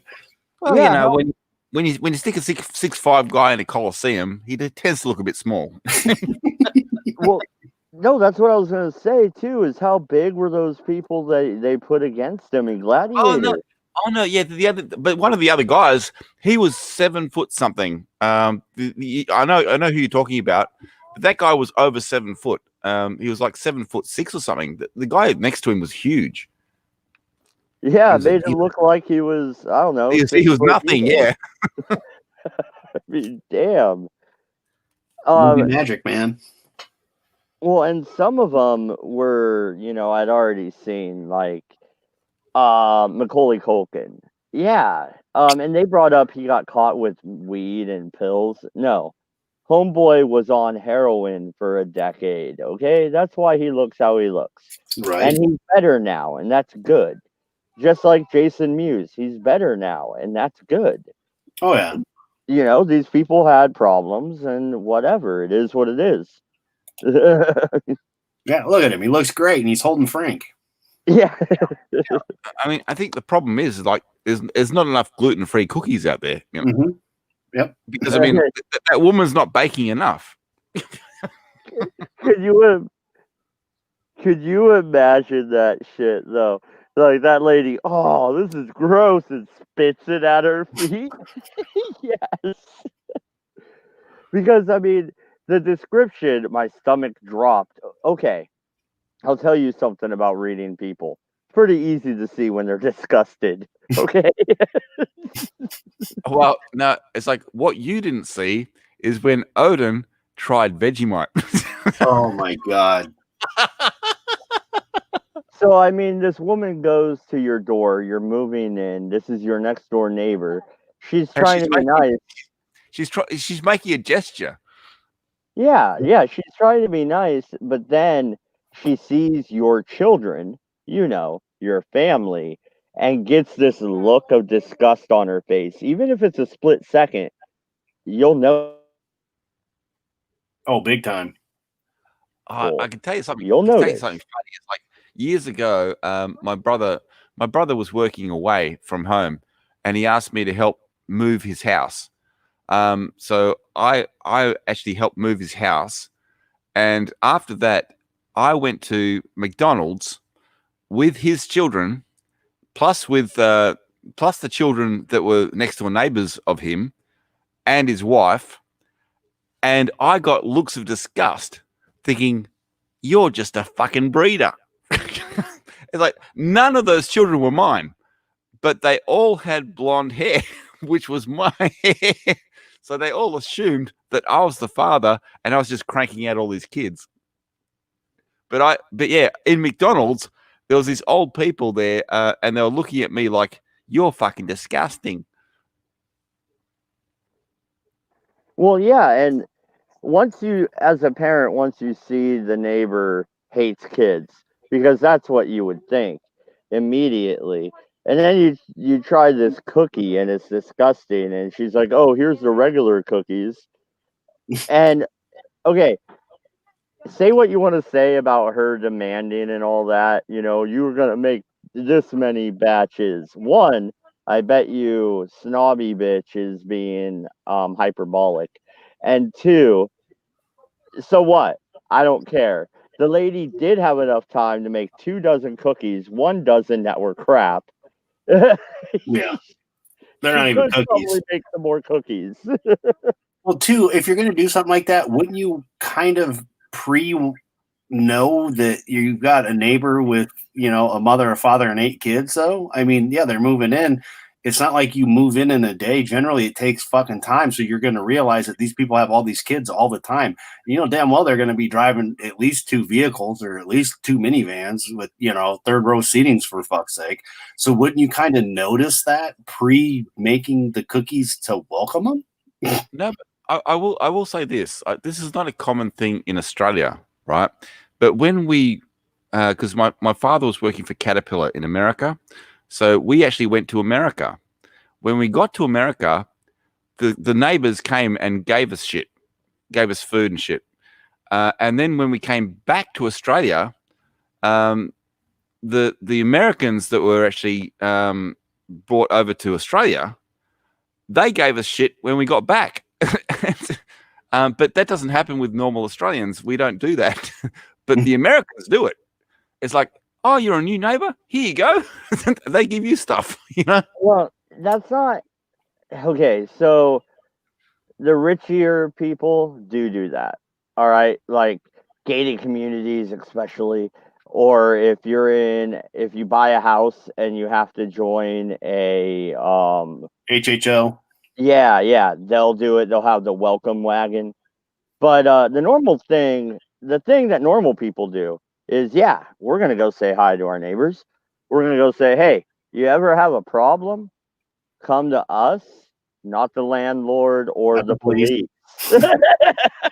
but that's the whole thing. It's like the idea is to get to know your neighbors, and we do know the neighbors here. One side not so good, the other side really good. And you watch each other's property. So if anything goes down, you're there. Mm-hmm. That's the whole thing about having neighbors, is like you all watch each other's back. Hell yeah. But I have to say that the Americans, they take it to another level where they just give you shit. It's like, oh, I know you just moved in, and I know you don't have time to cook. Here's a meal. Do you know what I mean? Yeah, and it was brilliant. But yeah, Australians don't tend to do that, but the Americans do. Yeah, if you move in, it's like they just come around and they give you a full meal and everything, and said, hi, I'm next door, blah blah blah. If you need any help, yell out. That's brilliant. well, and what kind of gave me the idea for this neighbor thing also was I was watching a show back before the fire and all that bullshit, but it was based out of Britain, and it was like Neighbor from Hell or some shit. Oh yeah, I've seen that. Yeah. So some of the people complaining though were actually the ones being assholes. Yeah, Like exactly. this one story, this couple are like, yeah, we moved in, and the other guy had been living there for like a decade, and we had the rights to the driveway, so they started doing everything to the driveway. It's a shared driveway, so he had to drive his motorcycle in or whatever, and they would put shit in the way of him getting his bike to his garage, and so he would move shit out of the way, and they would freak out and say he's the horrible neighbor. No, you are. He's been here for a decade. I actually think I've actually seen the actual episode you're talking about. And it was a shared driveway. About halfway up, it splits. But to the actual road, it's a shared thing. Hey, hi, unbearded. You're unbearded. Hold on, motherfucker. You got a beard. I did have a beard, and I shaved it off. Now I'm growing it back. On a skeleton head. Mm-hmm. Yeah. Of course. Where else would you grow it? How you going? Right. Oh yeah, no, like I'm that neighbor. Like when I see somebody move in, I go over there. I at least introduce myself. I'm like, hey, I'm so and so. Like, we live over here. Like, if you have any problems, let me know. I have multiple guns, and I don't mind bearing a body. And they're like, okay, I don't cool. want everybody. That's right. I know how to Dude. operate heavy equipment. So, Dude, you would be my favorite neighbor. Like, you would say that, I'd be like, hey, I have a shovel in the back next to my 12-pack of beer. Want to go have a beer? This is the guy that has the backhoe. Mhm. I don't mind burying your body. I've got a backhoe. I mean, the wood chipper is going to be more efficient with it, but the backhoe definitely works as well. And see, I don't even have to do that because I've got the clan of wiener dogs, and they will just dig the hole for us, and then we just, dispose of said body, and then, pour the concrete over it, and there's your nice new gazebo. Like I literally can fucking see you just pulling a fucking chain down and unleashing all the wiener dogs, and Oh, just it's Oh, so no. beautiful. I know Actually- you can literally see that because he's actually compiled all the videos of them going nuts in the backyard. Yeah. That's right. Well, As no. a matter of fact, that video will launch probably today at some time in mid-afternoon on Frank and the Shohei Wiener Dog Clan's channel. And I will have another video. Oh, actually, Peabody and I'll be going live probably in about, I don't know, not tonight for us or this morning, but I don't know, 9, 10, somewhere around that time frame today. 9 a.m., 8 a.m. I don't know. Depends on what time I go to bed and get up. Of the racist package that he sent me. The racist package. The and Coon Redskins. I've never seen any of your content, so I think, not to shit on you, Mad, real quick, but this would be a good time to chill because I've never seen your content. I don't know anything about these videos, but it would be a good time for you to chill about all of that and like where I could find this content and where people who are listening could find this content. Oh, well, most people do know, but that's okay. We won't hold it against you because you are an unbearded bastard. So Yes. we're not gonna hold it. We're not gonna hold it against you at all. And when you shaved off your beard, you lost all your strength. So you're trying to recover here. That's Yes, right. yes, I That's am. right. I'm praying to the Norse gods, give me the beard back. Yeah. But yeah, Where's my hammer? Yeah. Where's my hammer? my bastard is still slightly there though. Health to the yeah. But yeah, it's there's Frank's channel in the chat. That is the Wiener Dog channel because they have their own channel because they are the Wiener Dogs, and then of course my channel as well is in the chat, and that's just it. There shouldn't be very many that pop up under either one of them. But yeah, Frank and the Dogs have their own channel. I've got my channel. Poor Dodge and I became friends because I met him through Jez and Digital Pollution, and I've tormented him. My job normally is to expose all of you to my Wiener Dog clan. So that's kind of what I do. So yeah, the dogs channel will have their video up later on this afternoon, and I'm gonna go live with Peabody here. I don't know, about 7-8 hours, and we're gonna do the unboxing of the world's most racist package ever. Well, actually, I think the most racist package was the package I sent you previously. This is the second most racist package. Well, I got a question for you, Adam. So I'm guessing I know the answer. I think you would probably do this to somebody. But I was like 19 years old, right? And I'm walking up to a store, and there's a dude outside with like 3 wiener dogs. On, I don't know if it was like a multiple leash thing or he just had all 3 leashes in his hand. But I'm like, oh, wiener dogs are cool. Are they nice? He's like, yeah, go ahead and pet them. And I reached down to pet them, and all 3 of them damn near bit my hand off. Like, oh boy, did that shit on purpose. That's fucking fun. No, usually they're pretty cool. Like, I don't take mine in public or anything. That's why Frank and the clan, they their Facebook page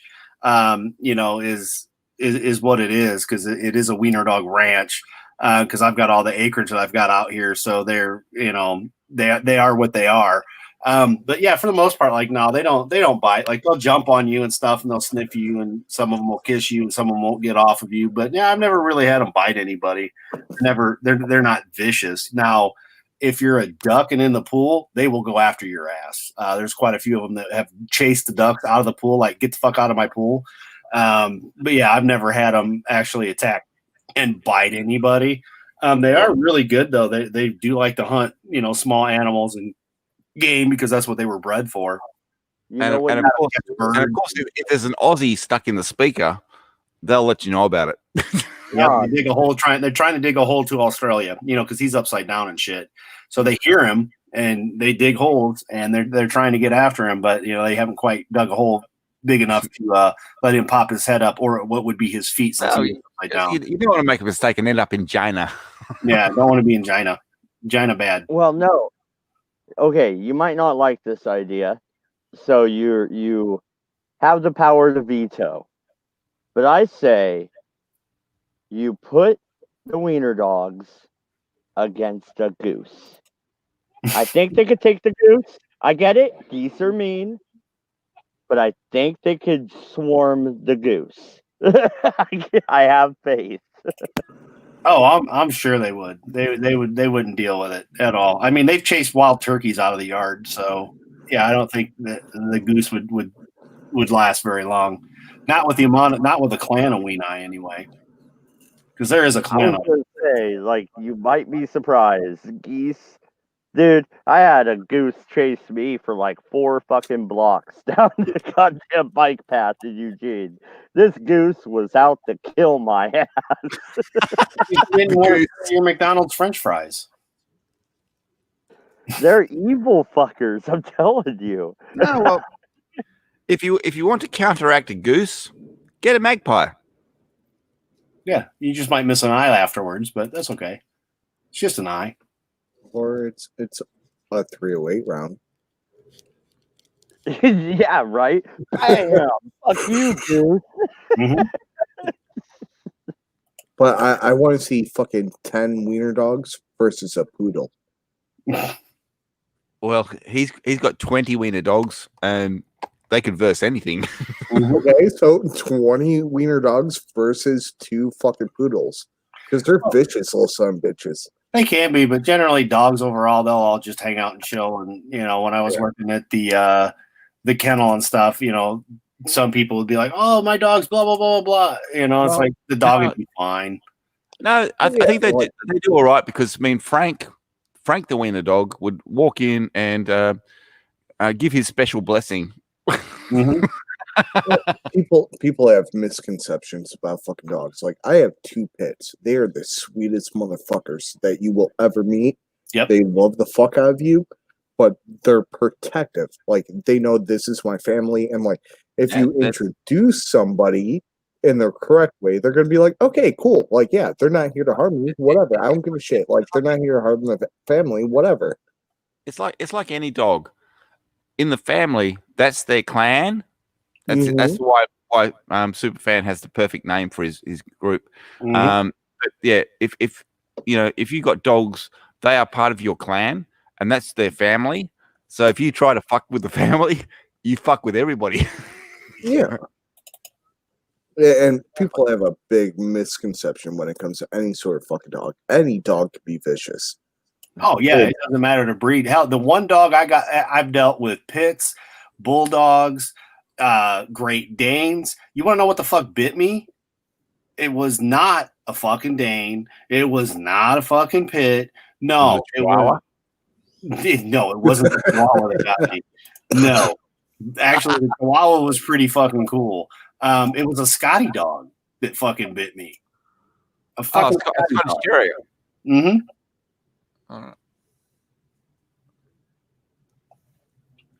Fucking facts, man. Like, Adam knows this story, but like I had a full pedigree collie, and my brother said, "Oh, your dog wouldn't do anything," and so I handed my brother a knife. I said, "Raise that above your head," and he raised it above his head, and my dog went right off.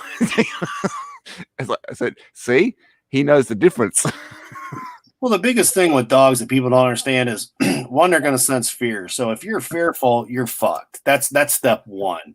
Mm-hmm. Yeah, exactly. They know, they know your house. They know the people in your house. They know all that stuff. And then you get these people that don't understand dogs at all. Like they bring them up to the kennel and they'd be like, you got to do this with him. He won't eat if you don't do that. You know, if you don't talk to him and give him a pillow and this and that, he won't go to sleep. Yeah, it's a fucking dog. Okay, for one.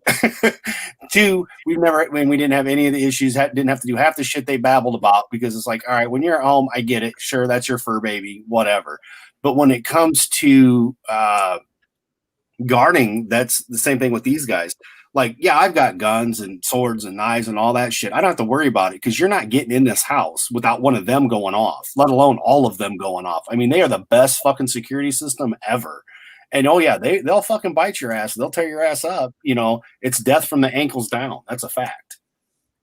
Oh yeah, Marley. He's like, I don't know exactly what he's mixed with. He's Chihuahua and I think Terrier. He's got the Chihuahua face, but a bigger body. I don't know. It's weird. But he's loud as fuck. That's for sure. Barks at fucking everything. No, because And he'll let you know if a bird lands on your roof, he's going to let you know about it. yeah, but you know what's really cool? I hate bees, right? I get it. Go ahead. Get it out of your system. Call me a fucking pussy. I don't give a fuck.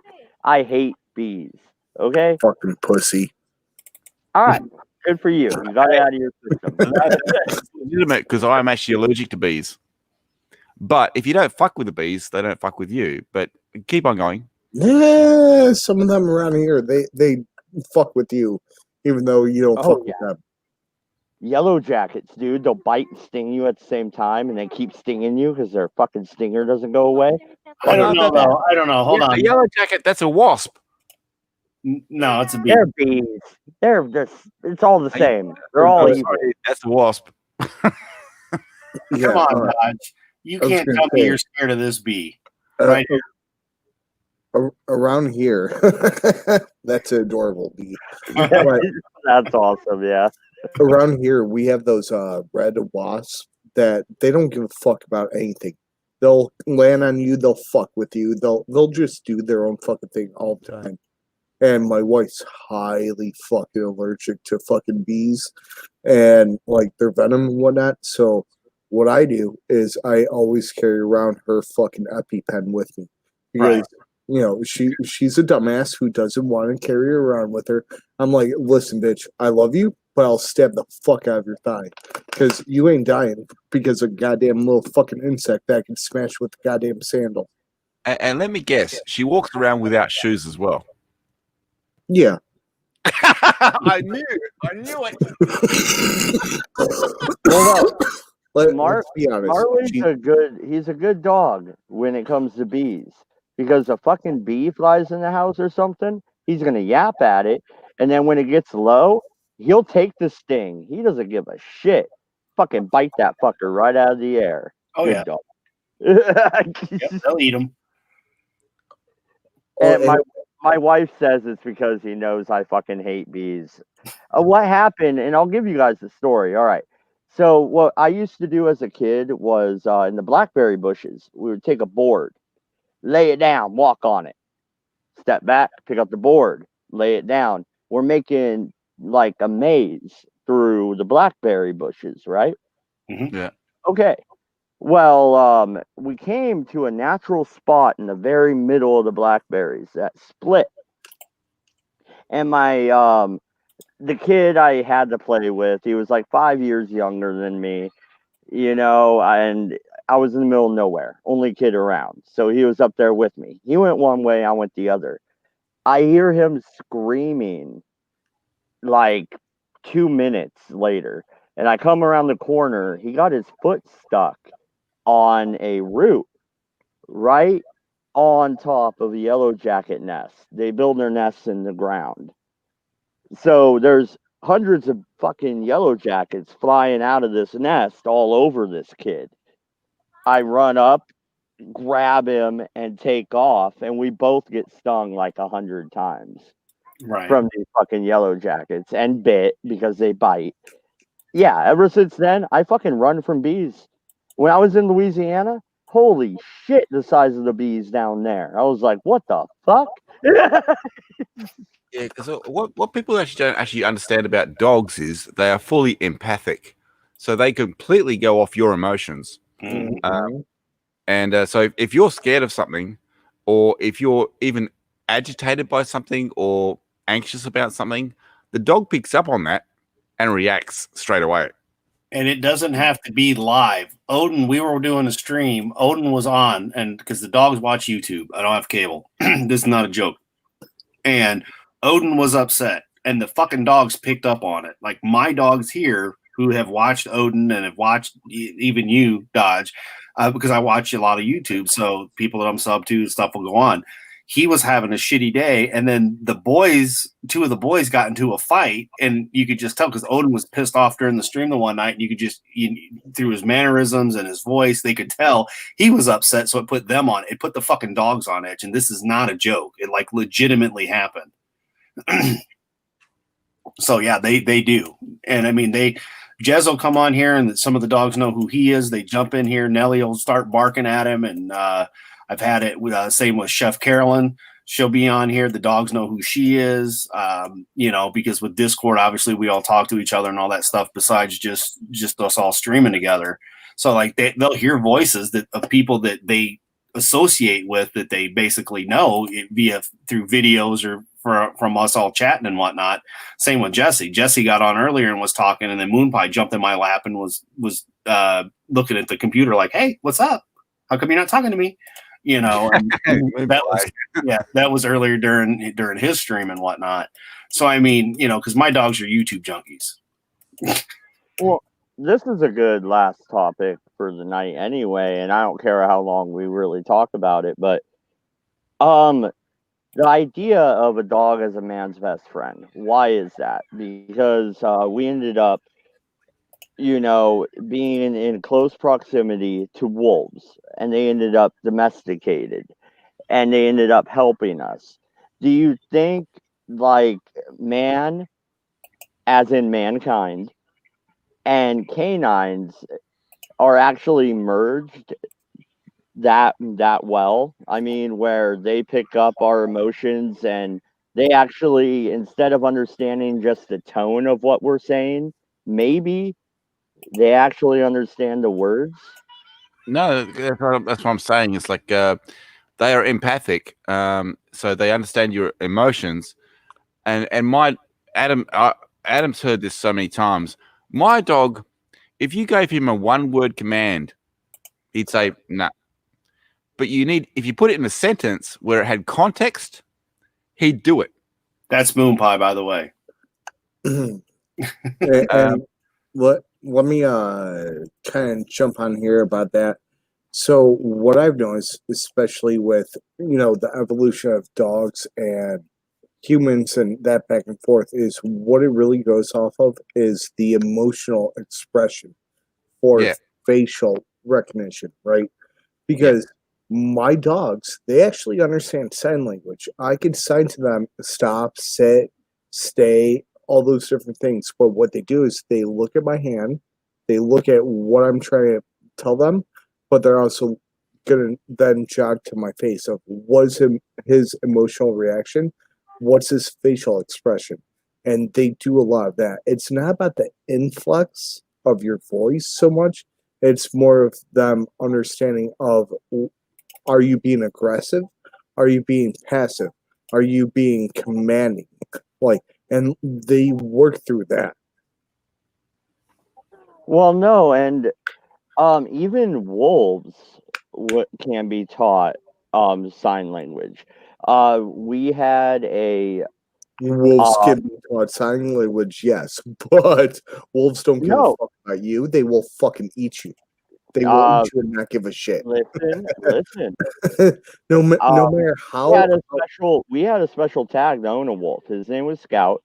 He was half Alaskan Gray and half Timber. He was a wolf.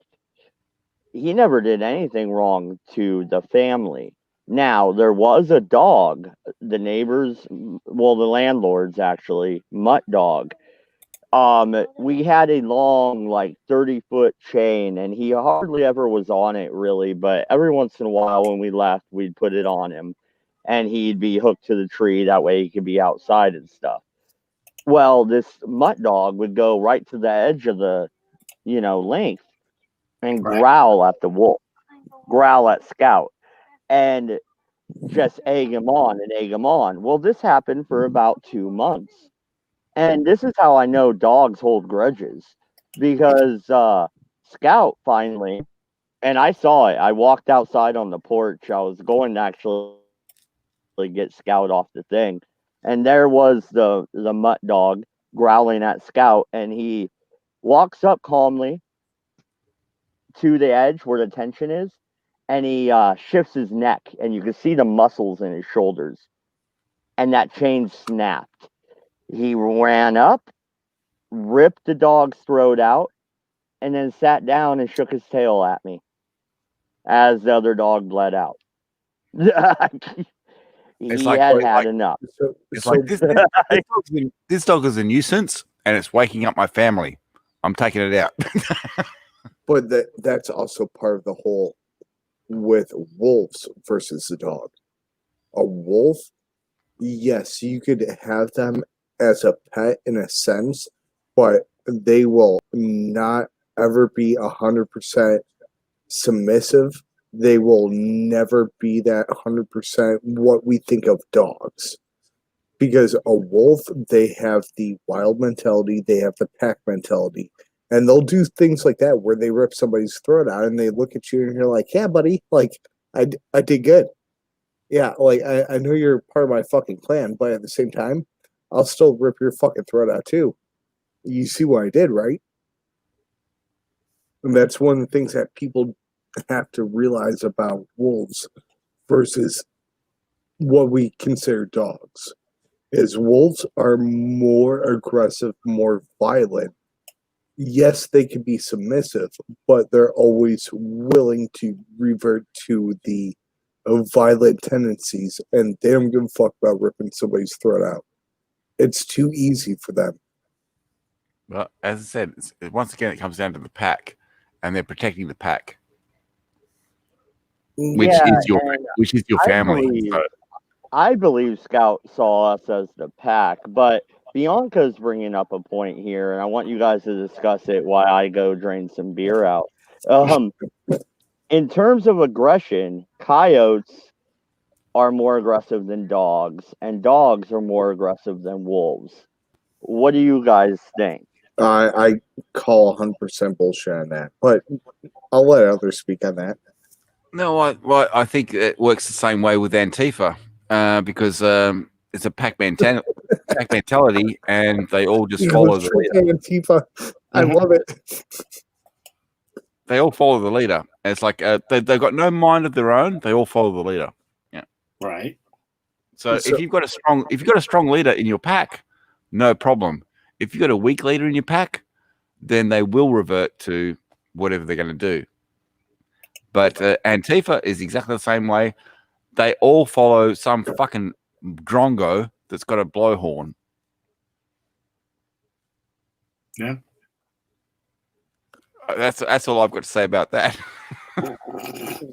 So when it breaks down to it, the top tier of aggression is going to be wolves because they are the largest, they are the most predatory in the canine family.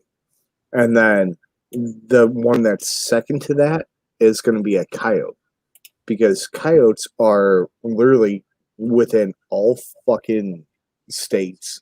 They're within every major city throughout the U.S., upper and lower U.S. The only exception, well, I shouldn't say all 50, all 49, because they're not out in Hawaii.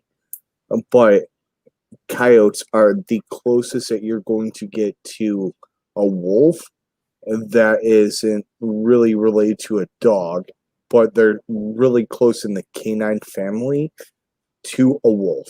And so they still have that pack mentality where so much so when you hear coyotes howl at night, they're literally doing a roll call. And through that roll call, if one of their pack doesn't answer, the female literally starts to produce more eggs to make up for that one that's missing in the roll call of the fucking howls. Who's playing with a fence? That's my dogs fucking running around playing with bells and balls and shit. Fair enough. Yeah.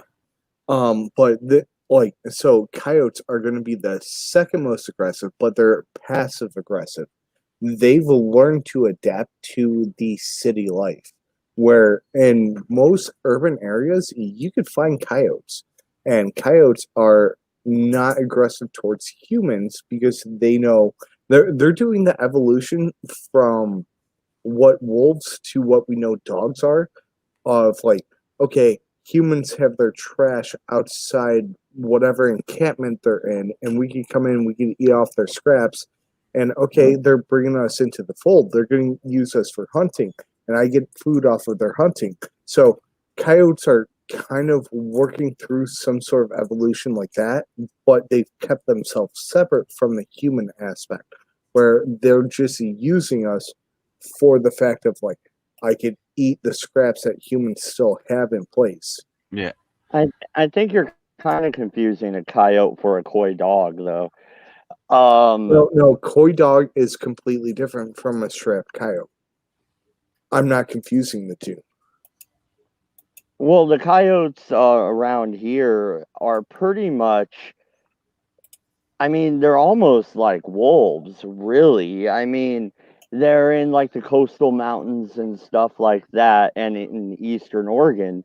And yeah, they'll dig through the garbage, but so will a fucking bear. A bear's So, not really okay, relying on the The same thing humans. happened. It's like, if you ask me, as like, because a wild dog in Australia is a dingo, right? And I still don't believe a dingo took my baby.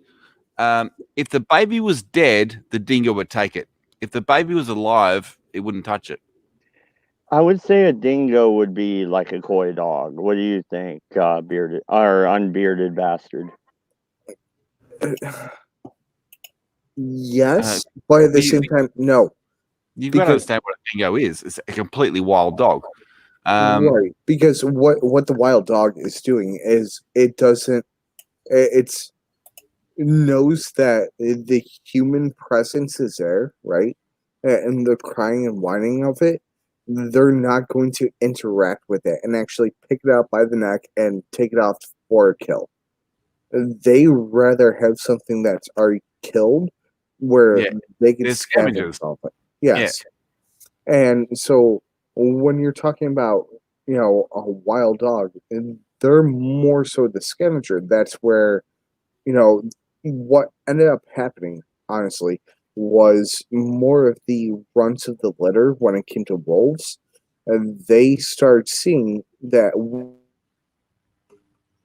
we could be scavengers of the humans and working through those aspects. Same thing with wild animals with the Australian outback, right? You're looking at more of like the runts of the litter who are not the dominant ones who are going to just go, I'm going to go fucking kill whatever the fuck. The dingo ate my baby. No, the dingo didn't eat your baby. Your baby was already dead. And it found that scavenger hunt to pull it out there and survive. Well, basically the same thing hyenas do. But what do you guys think about? So you have wolves, and then you have pretty much the one step removed, the Malamutes, the Huskies, the Sleigh Dogs. A lot of them have wolf in them. They're crossbred. Especially ones that do like the Iditarod and stuff. Are they as trustworthy? Because it sounds like to me, unbearded. I'm just gonna call you fucking Ace, dude. Yeah, like I'm not fucking around anymore. Ace, sounds like to me you don't trust wolves. I had a good experience. No. I I trusted trust that wolves. wolf with my life. So, No, but that's the thing. I actually trust wolves. I trust who I am, how I interact with wildlife. And that's the difference. A lot of people haven't been exposed to wildlife in our day and age where they get really, what's the word for it? Like skittish. They get skittish around wildlife. And like, knowing that this a certain thing, like a dog, is so far separated from wolf, and seeing a wolf and wild, and like knowing how to interact with them just the same way that you could interact with an elk or a bear or anything like that. It's a matter of actually knowing your own confidence, knowing how to interact with this wildlife, knowing their signs of they're going to be aggressive. Here's where I need to hold my own stance, or where I need to back know off. when to step back. Yeah.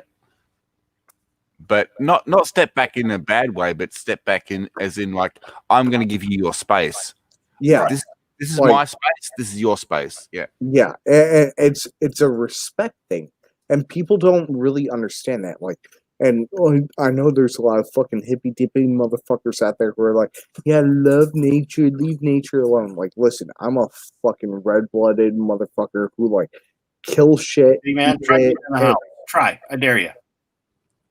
I say that one more time. I'm sorry. Try getting in the house. I dare you. Look at that. Yeah. Like, no. I completely understand, but like, what I'm saying is like, people who are those really hippy dippy motherfuckers who are like, oh, love wolves and love nature and love this, but you don't actually haven't taken the time to walk out there in nature and interacted and like been fucking threatened by different wildlife, and you're like, oh shit.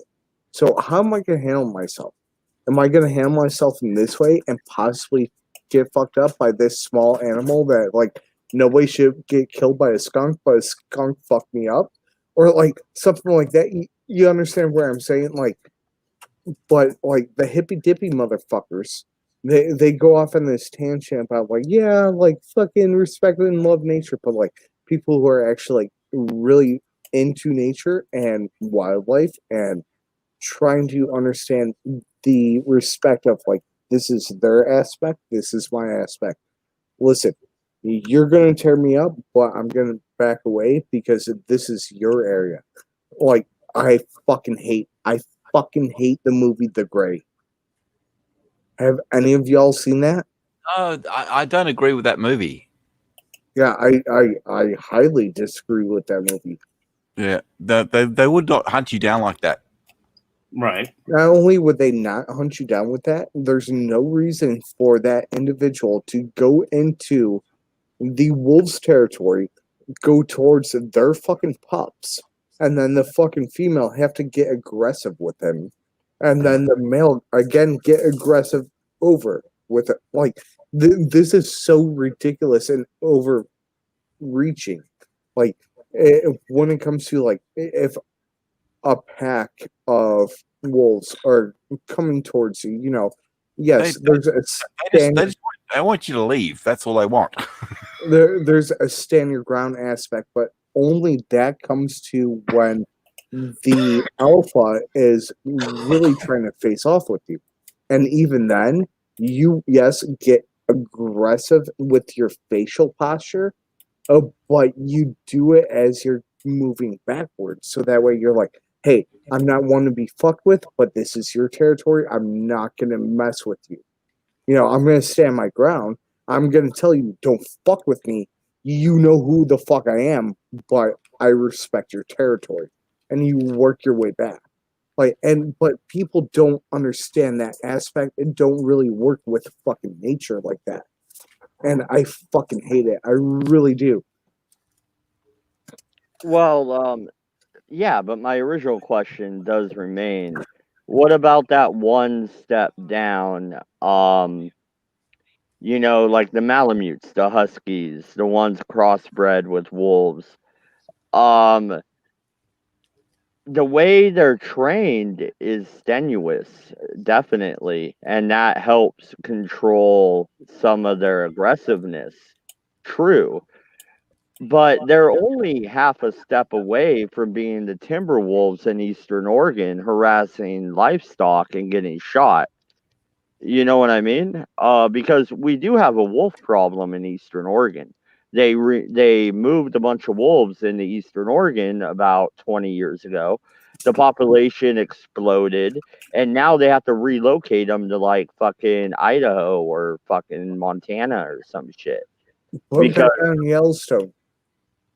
Yeah. They need them out in Yellowstone.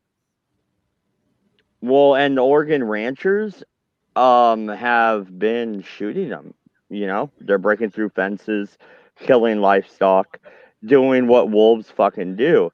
Well, what about these sled dogs?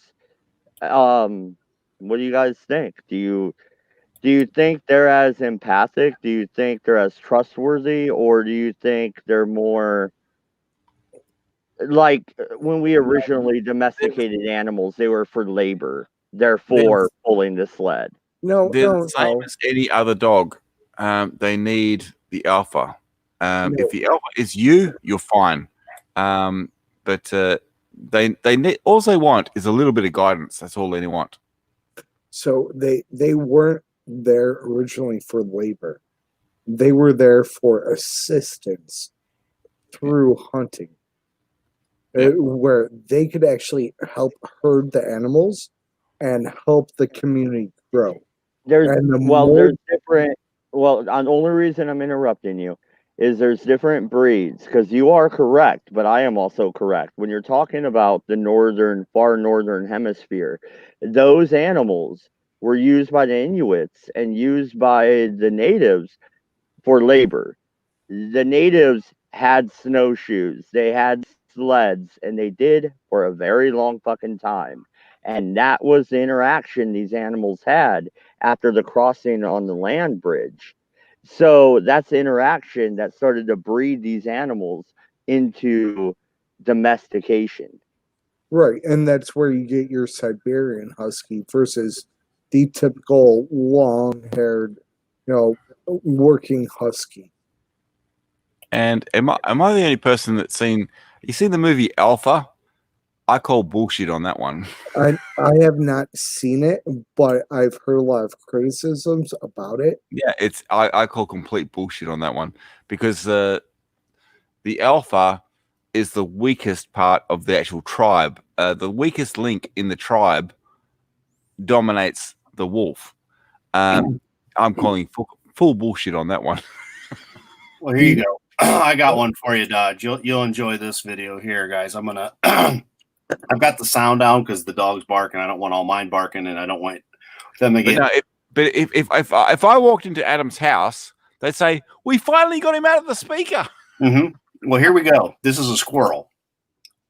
Okay, and it's funny because these guys are on it. I'm like, "Hey, squirrel."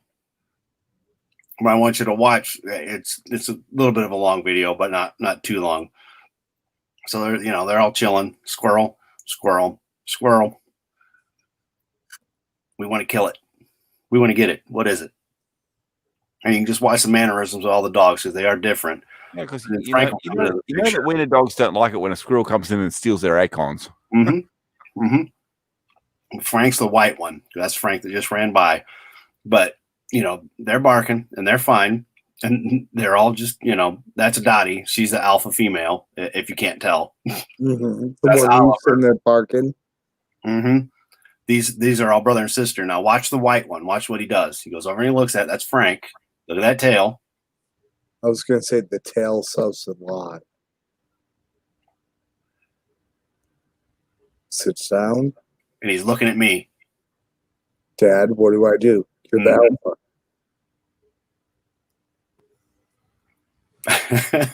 So, and this is a couple years ago. He was still a puppy. He'll be 3 soon. But it was just just because as we were talking, because they do go off of what when it comes to the dogs anyway, they go off of us as well.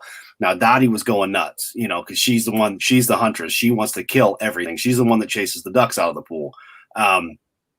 And those are her brothers and sister that were right next to her at first. And then Frank comes up and he's kind of looking, and you could tell, you'd see a couple tails wagging. You see some that were straight, that they're ready, but then they're looking at me like, what do I do? Do I go kill it? Can I kill it, Dad? Can I please? Dad, tell me I can kill it. Please, Dad. Daddy, it's killing it. It's taking our acorns. We need our acorns.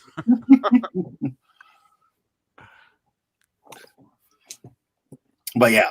And thanks for letting me put those up, Dodge. I thought you'd get a kick out of it. Plus, our unbearded bastard friend, he wanted to see some wiener dogs, so he got to see my wiener dog clan.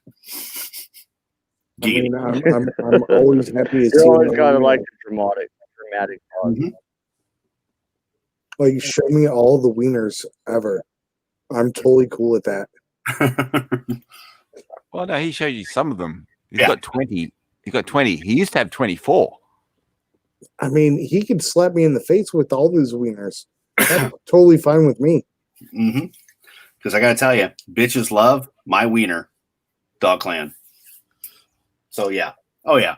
It's yeah, we've had a couple of them that we've lost and quite a few of them that we've got to rehome, and then the puppies that we have gotten homes for and stuff. So it's always fun, but you can't have this many wiener dogs and not have puns and have fun with it, Yeah.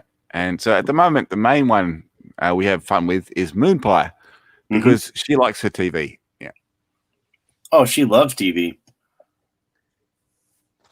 She All loves right, TV. so there's one last thing I want to ask you guys. There's one last thing I want to ask you guys before we wrap it up. So I saw a story today. Fauci came out and said the very worst place at all for you to be this winter is indoors. We've been locked down for like 8 months indoors, and now he's saying it's bad to be indoors while everything's still locked down. And the virus supposedly mutated, so the social distancing that never worked, by the way, doesn't work now, and the mask that never worked, by the way, doesn't work now. They just came up with a creative way to admit the truth. um why are we living in upside down land? Am I the only one that sees them struggling to admit No. the truth without admitting to anything? It's not admitting the truth. They're trying to keep the lie going, though, because they want to sell the mask. They want, keeping people at home. First off, it's wintertime, so fuck off. Second off, Hello. any virus that we do have, the actual COVID viruses and shit that we actually do have, of course it's going to fucking mutate and fucking change. But guess what? You're not going to die from it, because if you were, I wouldn't fucking still be here. I am one of the most highest people at risk that should not be here, and yet I'm still here. So they can get a spork and they can eat my arse. That's what I've got to say about that. So as far as mutation speaking, you know how many times it mutated from the first inception to them actually admitting it's a thing and to now? Like, how many times it actually has mutated? If that's an actual question, I did see that it was fairly cohesive, which means it doesn't like to mutate much, unlike the actual influenza bug. This was actually more safer because it doesn't mutate. It was more in a solid state, so to say. So in its first inception, All I can say about all this stuff is, like, when it comes to viruses and any kind of contagion, the best thing you can have is UV light, so sunlight, and fresh air. And what did they do? They told everybody to stay in their house. Big mistake. stay in your house, you don't have any fresh air. Because no matter how many fucking, air cleaners you have going through your house, it's not going to be the same as the natural environment. That's going to clean the fucking air around you. And plus, they're telling millions of people to wear masks, but they're not telling people how to wear masks properly and how to use them properly. You should only be wearing the mask for a top, half an hour. Then you throw the mask away and put a new mask on. Well, the thing is, if you really wanted to contain it, and I've said this before, you would use a respirator, like when you're in a paint booth. But that's not the point. The point is, man, I went the whole time damn near until the fire. Well, I went all the way up until the fire burnt down my house without having to wear a mask. Yeah. And now I've had to. And I get a headache within 5 minutes. I don't know how people are wearing these. I can't fucking breathe. I get a fucking headache. I don't like it. and I'm gonna start telling them I have asthma as an excuse. I mean, if you're wearing a mask and you can't handle it after 5 minutes, if you have actually in out your wife, like, have No, you gotten her a climax? Like, no, no, I'm not saying. I'm if you not can't saying. eat, if you can't Dude, actually be in no, a I'm fucking mask saying for this 5 minutes, mask then all covering of a up sudden, like, your oh my god, I face can eat out my and wife. Like, breathing okay, in cool. your CO2 is giving me a fucking headache. All you're doing is breathing the same air over and over again with a little bit of seepage in and out. It gives me a fucking headache. I could wear a fucking respirator just fine. You're breathing fresh air every time. I will say this, Adam. I just got a phone call from one of those, random people doing, phone marketing thing, sort of thing. And they said, "Is this Mr. Wen?" And I said, "No." "Is Amy there?" And she said, "Sorry." I said, "No, this is not Mr. Wen, but is Amy there?" And she said, "No, we this is not Amy. This is so and so." I said, "Oh, where's Gwen?" And she hung up on me. Dude, fucking the other day I had somebody text me about Black Votes Matter. And they're like, hey, so and so, do you actually live on this street? Because we're part of this organization called Black Votes Matter, and we want to know if you're going to actually vote or do a mail-in vote. And I sent him a picture back. I was like, hey, I'm a couple fucking shades off of that melatonin or melanin, and I'm sorry, but this motherfucker hasn't had that same number for like 10 fucking years, and you guys keep texting him. But hopefully you get enough fucking black people to vote for you. I don't know what the fuck you want to do. And she's like, oh, yeah, you're definitely not my demographic. I'm sorry that we reach out to you. Well, I'm sorry, guys, but I'm still waiting for my mail-in ballot. Mm-hmm. Because the Australians should vote. I see more American news about the fucking election that he's watching in Australia than we get, guys. And this is not a joke. Because they don't vote for us. But there is so much ads and shit on the news about this fucking election that shouldn't be on their fucking news because they can't vote. That sounds So like the thing is, no matter what, whoever wins or whatever happens, blame the Aussie. It's all his fault. Yeah, definitely. But we're at about 2.5 hours. I think I'm gonna wrap it up. So when are you putting out a video tomorrow, Adam? Well, you better wrap it up because you don't need 12 more kids. So we'll be doing.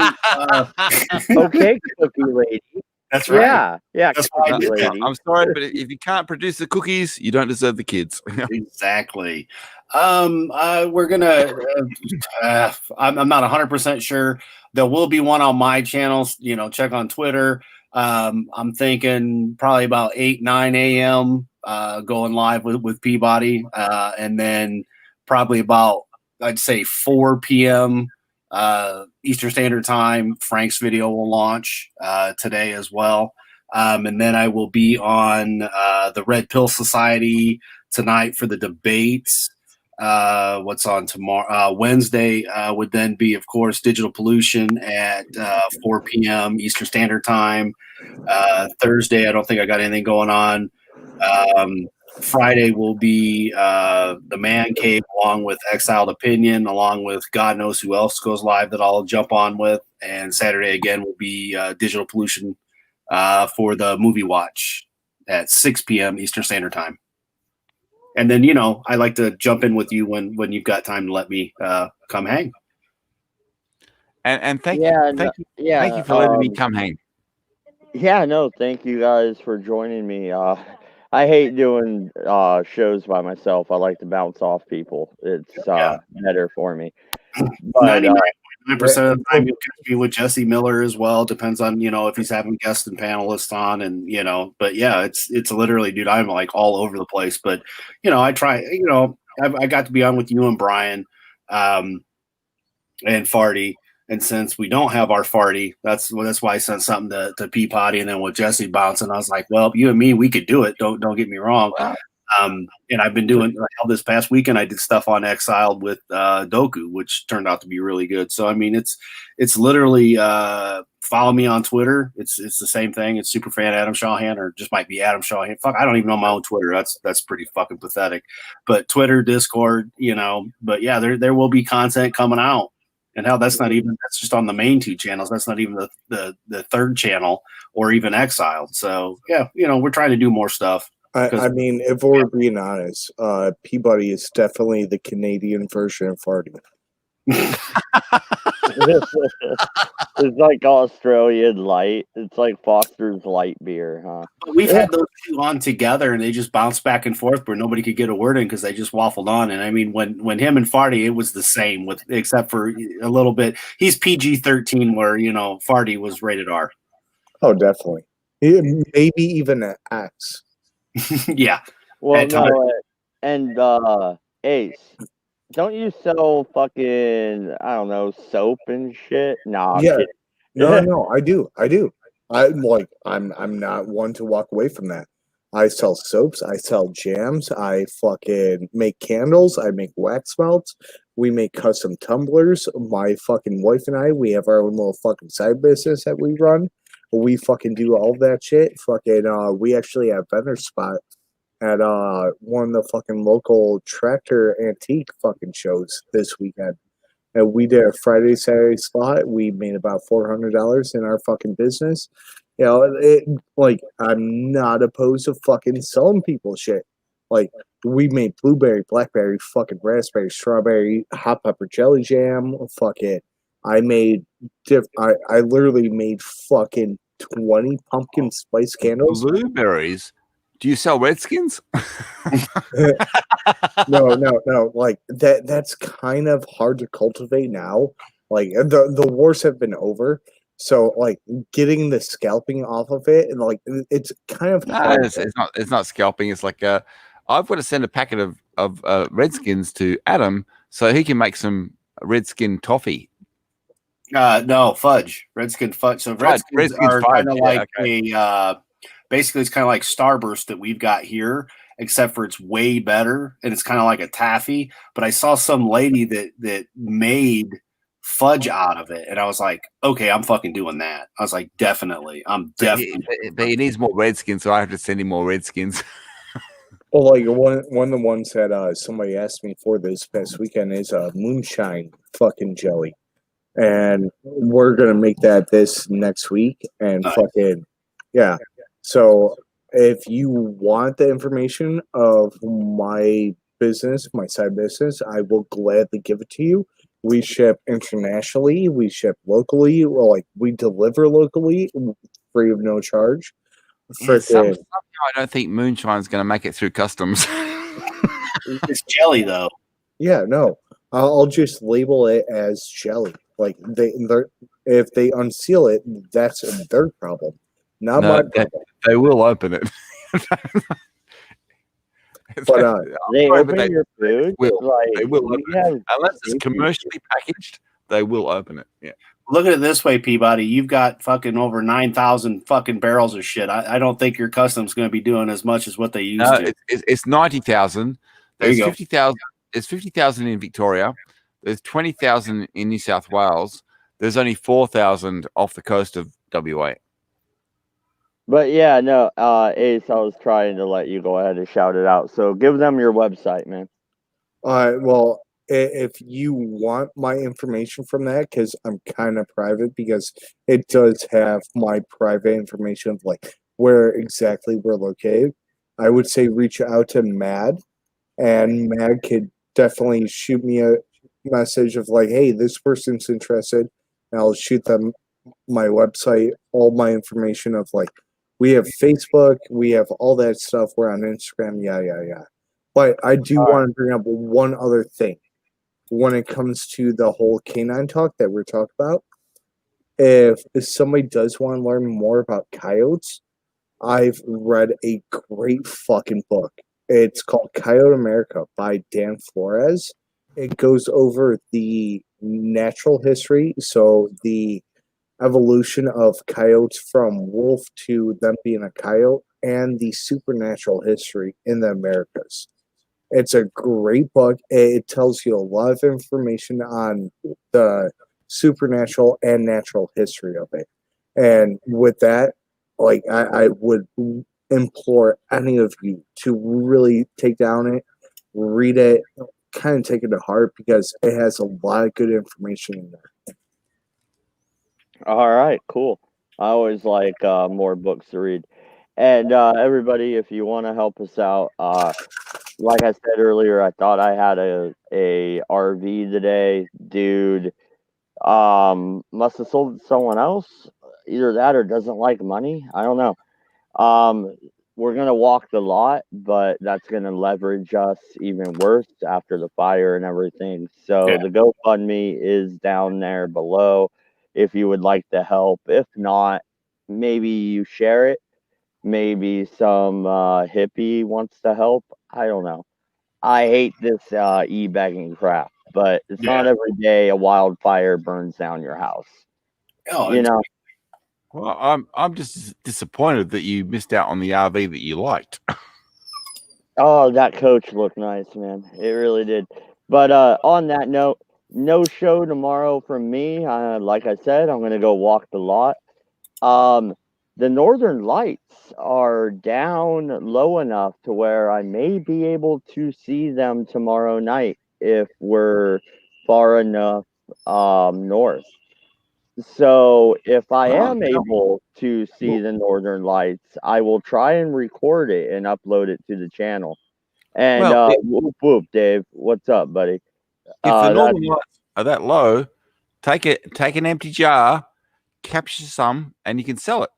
oh yeah, but no, I don't know when the last time you could see the aurora from Oregon.